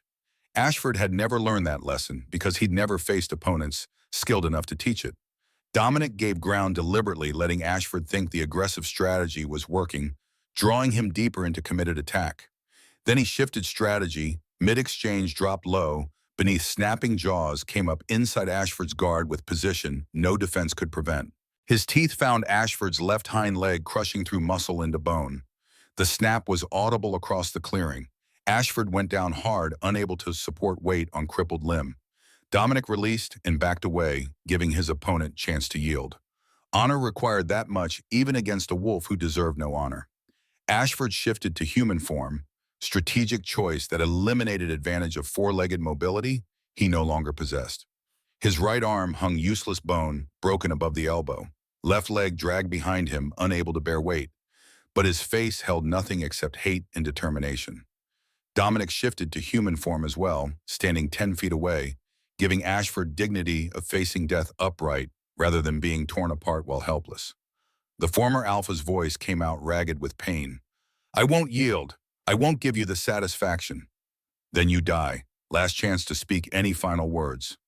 Ashford's laugh was bitter, edging toward madness. "Final words. She was mine first. I claimed her, marked her, made her into what she is. You think you have won, but you're just another Alpha who will break her eventually. That's what we do. That's what power means." Dominic's response came quiet and absolute. "You're wrong. Power means protecting those weaker than yourself. You never understood that, which is why you always were and always will be small. Your legacy dies here." Sarah's continues. He shifted mid-sentence wolf form, giving him the tools for clean execution. Crossed the distance in 2 bounds, jaws closing around Ashford's throat with crushing force that severed arteries and windpipes simultaneously.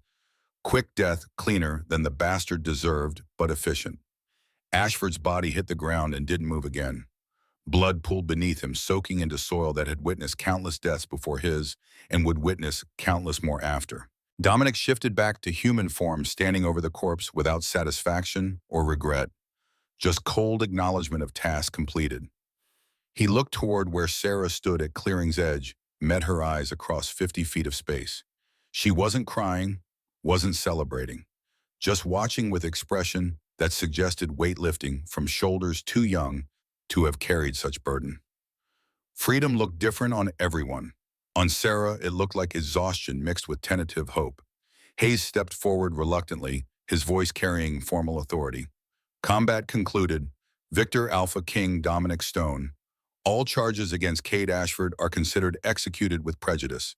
His remaining pack members are offered choice: accept Moonshadow oversight or leave the Northern Territories permanently." The 15 wolves who'd supported Ashford exchanged glances. 3 chose to leave immediately, disappearing into forest without backward glance. The remaining 12 knelt in submission, acknowledging Dominic's authority. Commander Reeves stepped forward to take their oaths, processing the integration with efficient professionalism. Marcus handled body removal, ensuring Ashford's corpse would receive minimal burial without ceremony or marker, forgotten as he deserved. Dominic crossed to where Sarah stood, aware that blood still stained his hands and probably his face. She didn't flinch from it, just studied him with dark eyes that had witnessed too much violence but recognized necessity when she saw it. Her voice came out steady. Is it over? Really over? It's over. He's dead. No one's coming for you. You're free to build whatever life you choose. Sarah nodded slowly, processing. Then unexpectedly, she stepped forward and wrapped her arms around him. The embrace was tentative, testing boundaries, but it was initiated by her rather than expected. Progress measured in small gestures that spoke to growing trust. Dominic held her carefully, aware that blood transferred from his skin to her clothing, but she didn't seem to care. They stood like that for a long moment, while 50 moonshadow wolves tactfully looked elsewhere, giving their alpha king and his mate privacy in the aftermath of justified killing. Finally, Sarah pulled back, studying his face. Thank you for ending it, for making me safe. You're welcome. And Sarah, you made yourself safe when you jumped into that river. I just helped with the aftermath. They returned to Moonshadow in convoy that felt celebratory despite the grim circumstances. Ashford's death meant permanent resolution closure that legal victory alone couldn't provide. Sarah could stop looking over her shoulder now, could start imagining future that extended beyond survival. The integration of Black Pine Pack under Moonshadow oversight took 2 weeks of intensive work. Commander Reeves oversaw the process, personally implementing reforms that ensured abuse culture couldn't resurface. Omega passages were sealed. Power structures were flattened. Every wolf received education on consent and autonomy, with clear protocols for reporting abuse. Dominic watched it unfold with satisfaction. This was what power should accomplish, not domination, but protection. Not control, but justice. The Northern Territories were changing slowly, pack by pack, as word spread about what had happened. Other abuse victims began seeking asylum. Other alphas began implementing reforms rather than waiting for Moonshadow to impose them. Revolution through example rather than force. Dominic had started it by refusing to look away from one woman's suffering. Now it was spreading beyond his ability to control, which meant it was real change rather than imposed edict. 3 weeks after Ashford's death, Sarah appeared at Dominic's office in early evening. He'd been reviewing trade agreements, mundane administrative work that kept territories functioning. She knocked and entered when he called permission, her expression uncertain but determined. She crossed to his desk, hands twisting together nervously. I need to ask you something about the mate bond. Dominic set aside the documents, giving her his full attention. What do you need to know? Elena explained how it works, the verbal acceptance and the physical seal, how both parties have to consent for it to complete fully. Sarah took a breath. I want to accept it, not because I'm grateful or because I owe you anything, but because you've proven through actions that you're different from Cade, that you respect my choices and protect without controlling. She paused, searching for words. I'm still broken in a lot of ways, still have nightmares, still flinch at loud noises, still struggle with trust, but I want to try on. Want to build something with you that's healthy and equal, and nothing like what I survived before. Dominic stood and rounded the desk, stopping a respectful distance away. Close enough for conversation, but far enough that she wouldn't feel pressured. Are you certain there's no rush? We can wait as long as you need. I'm certain, not because I'm healed, I might never be completely healed, but because waiting won't change anything fundamental. Either I trust you or I don't. Either I'm willing to try or I'm not. I choose trust. I choose trying. The words hit harder than they should have, carrying weight of courage that most wolves never needed to demonstrate. Sarah was choosing vulnerability after 4 years of torture taught her that vulnerability meant pain. That took strength Dominic could barely comprehend. He kept his voice gentle. Then we do this your way at your pace. Tell me what you need. Sarah's response was immediate. I need it to not be romantic or passionate or any of the ways stories describe mate bonds. I need it to be straightforward and honest, like a vow, not a seduction. Dominic nodded, understanding. Then that's what it'll be. Straightforward and honest. She stepped closer, reducing the distance between them. I accept you as my mate, Dominic Stone. I accept the bond the moon goddess created between us. I accept the commitment and the partnership and everything that comes with it. The words created immediate physical sensation, warmth flooding through Dominic's chest as the bond began completing its connection. He responded with equal formality, giving her the ceremony she needed. I accept you as my mate, Sarah Martinez. I accept the bond and the responsibility that comes with it. I swear to protect you, respect your autonomy, and earn your trust every day for however long we both live. The mate bond sealed with golden light that neither of them could see, but both could feel heat and rightness spreading through every nerve. Physical component required marking both parties bearing the other's bite on their neck. Traditional location was left side over the major artery. Sarah offered her throat with visible tension, trusting him with vulnerability that probably terrified her. Dominic made the bite quick and precise, teeth-breaking skin just deeply enough to leave permanent mark without causing excessive pain. She gasped but didn't pull away. Then it was his turn. He tilted his head, exposing his own throat. Sarah hesitated clearly, conflicted about causing him pain. Dominic waited patiently, letting her work through it, not rushing. Finally, she leaned forward and bit down her smaller teeth, requiring more pressure to achieve the same depth. The pain was sharp and brief, nothing compared to injuries he'd sustained over decades of fighting. When she pulled back, both of them bore fresh marks that would scar into permanent bonds. The completed mate bond settled into place like puzzle piece finding home. Dominic could feel Sarah's emotions now, fear and relief and tentative hope, all tangled together. Could sense her presence even when she wasn't physically near. The connection would strengthen over time, eventually allowing wordless communication and emotional resonance that made true mates essentially two halves of single whole. Sarah swayed slightly, overwhelmed by the sudden emotional feedback. Dominic caught her elbow, steadying her. It takes adjustment. The connection is stronger than most expect. I can feel you inside my head. Not thoughts, but emotions, certainty. She looked up at him with wonder replacing fear. Is that normal? That's normal for true mates, the bond created by the moon goddess rather than forced through violence. It'll settle as you get used to it. They stood together in comfortable silence while Sarah processed the new reality. Finally, she spoke again, voice quiet but content.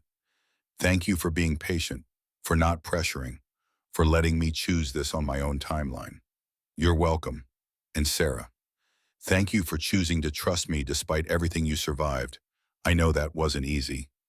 She left shortly after retreating to her own quarters. The mate bond hummed between them even across distance, connection that would never fully break now. Dominic returned to his desk but couldn't focus on trade agreements. His mind kept circling back to the fact that after 30 years alone, he had a mate again. Different from Isabella, in every way scarred where Isabella had been whole, cautious where Isabella had been trusting. But real, his, worth waiting for. The months that followed established new rhythm. Sarah moved into quarters adjacent to Dominic's, maintaining separate space while accepting increasing proximity. She took on responsibilities within Moonshadow, working with the abuse survivor sanctuary she'd helped establish. 50 wolves had sought asylum within 3 months, fleeing situations similar to what she'd endured. Sarah counseled them, understood their trauma in ways no one else could, gave them hope that healing was possible. Dominic watched her transform from broken victim into confident survivor, then into leader who used her pain to help others. The scars on her body would never completely fade, but the scars on her soul were healing. That was progress that mattered. 1 year after pulling her from Coldwater River, Dominic stood at the same spot, deliberately returning to mark the anniversary. Dawn light painted the water gold and amber, and the current still ran fast and dangerous. But what had been Death Trap was now a reminder of how a single moment of courage could change everything. Footsteps approached from behind. He didn't need to turn to know it was Sarah, the mate bond, announcing her presence before sound did. She joined him at the water's edge, no longer the terrified woman who'd chosen drowning over captivity. Now she stood tall, healthy, wearing authority with growing confidence. The sanctuary she'd built housed 80 survivors now. The reforms she'd pushed for had spread across 6 territories. Her voice carried weight at council meetings because she'd proven that victims could become leaders if given chance. Her question came casually. Do you regret it? Pulling me out instead of letting the river take me? Dominic didn't hesitate. Never, not once. You have changed the Northern Territories more in 1 year than I managed in 25. You've given hope to wolves who had none. You've proven that surviving doesn't mean staying broken. Sarah smiled, the expression coming more easily now than it had months ago. I have something to tell you, Was waiting for today specifically because the timing felt right. She paused and Dominic felt anxiety spike through the mate bond before she continued. I'm pregnant, 8 weeks along. Elena confirmed it yesterday. The world stopped, just stopped. Dominic felt his heart stutter, felt 30-year-old memories crash into present reality. Isabella pregnant, Isabella dead, the child that never got to breathe. Sarah's hand on his arm pulled him back from the past. I know this is complicated for you. Elena told me about Isabella and the baby you lost. But Dominic, this is different. I'm healthy. We're safe. We have resources and protection and he cut her off by pulling her into embrace, probably too tight, but she didn't complain. Just held him while he processed the tangle of terror and hope that the announcement created. When he finally found words, they came out rough with emotion. Are you okay? Is this okay? Do you want this? Sarah's response was gentle but firm. I'm terrified. Last time I was pregnant ended in violence and loss. But yes, I want this. Want to try. Want to prove that I can create life that's protected and loved and nothing like what I survived. Dominic forced himself to step back to meet her eyes. Then we protect this child together. I failed once. I won't fail again. You didn't fail. You were young and couldn't predict an attack. This time you're older, wiser, stronger. And I'm not the helpless girl Isabella might have been. I'm a survivor who knows how to fight. She was right. The circumstances were entirely different. But telling himself that and believing it were separate challenges. Terror lived in his chest alongside hope, both emotions warring for dominance. They spent the rest of that morning talking through fears and plans. Elena would provide prenatal care. Security would be increased. Sarah would reduce her physical workload while maintaining her counseling duties. They would prepare for every contingency while accepting that some things remained beyond control. By the time they returned to Moonshadow headquarters, Dominic had achieved something approaching calm acceptance. Terror hadn't vanished, but it was manageable. Hope had room to grow alongside it.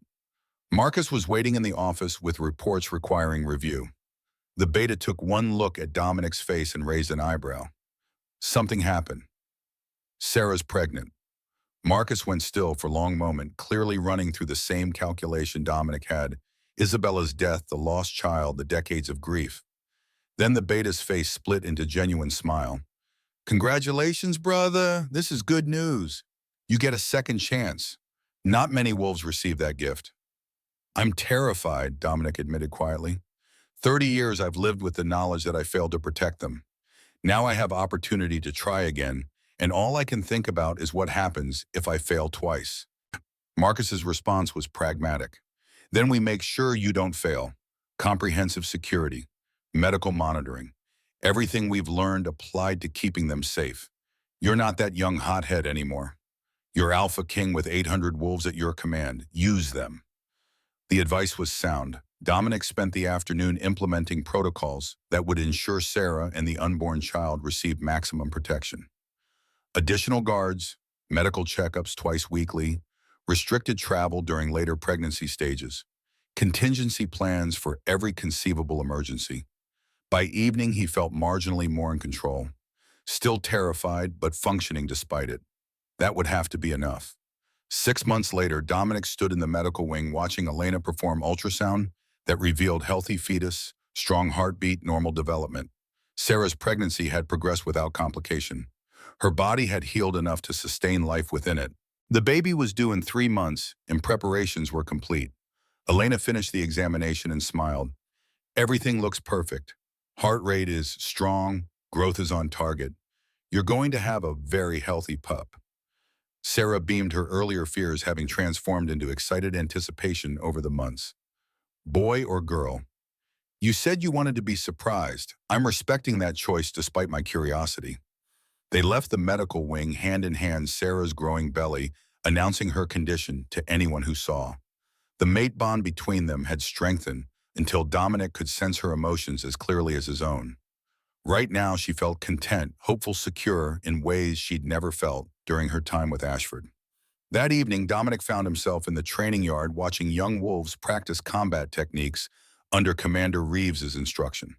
The next generation, learning discipline and honor alongside fighting skills. His child would train here eventually, would learn that strength served justice, that power protected weakness, that leadership meant responsibility. Marcus joined him at the training yard's edge, thinking about legacy, thinking about what kind of world we're leaving for the next generation. Sarah and I are bringing new life into a society we've started reforming. That child deserves to inherit something better than what we found. The beta nodded thoughtfully. You've already changed more than you probably realize. Other territories are implementing abuse prevention protocols. The council passed 3 new laws protecting mate rights. Forced bonds are now prosecutable as assault across all Northern Territory packs. That's your legacy even before the pup arrives. Dominic considered that. It's not enough. There's still too much suffering, too much tolerance for cruelty disguised as tradition. We've made progress, but the work continues. Then train your child to continue it. Pass the torch to the next generation. Isn't that what legacy means? The words resonated. Legacy wasn't about building something that lasted forever unchanged. It was about creating foundations strong enough for others to build upon.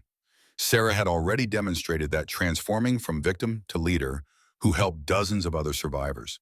Their child would inherit that mission, would carry forward the work of making the Northern Territory safer and more just. The training session ended as darkness fell. Young wolves dispersed to evening meals and rest. Dominic remained watching stars emerge overhead, thinking about the path that had led here. 30 years ago, he'd buried his mate and sworn never to let weakness make him vulnerable again. Then Sarah had jumped into a river and everything had changed. She'd taught him that strength without compassion was just brutality. That power without purpose was meaningless. That leadership meant protecting those who needed protection, even when tradition demanded otherwise. Those lessons would shape how he raised their child, how he continued governing, how he approached the years remaining before age-forced retirement.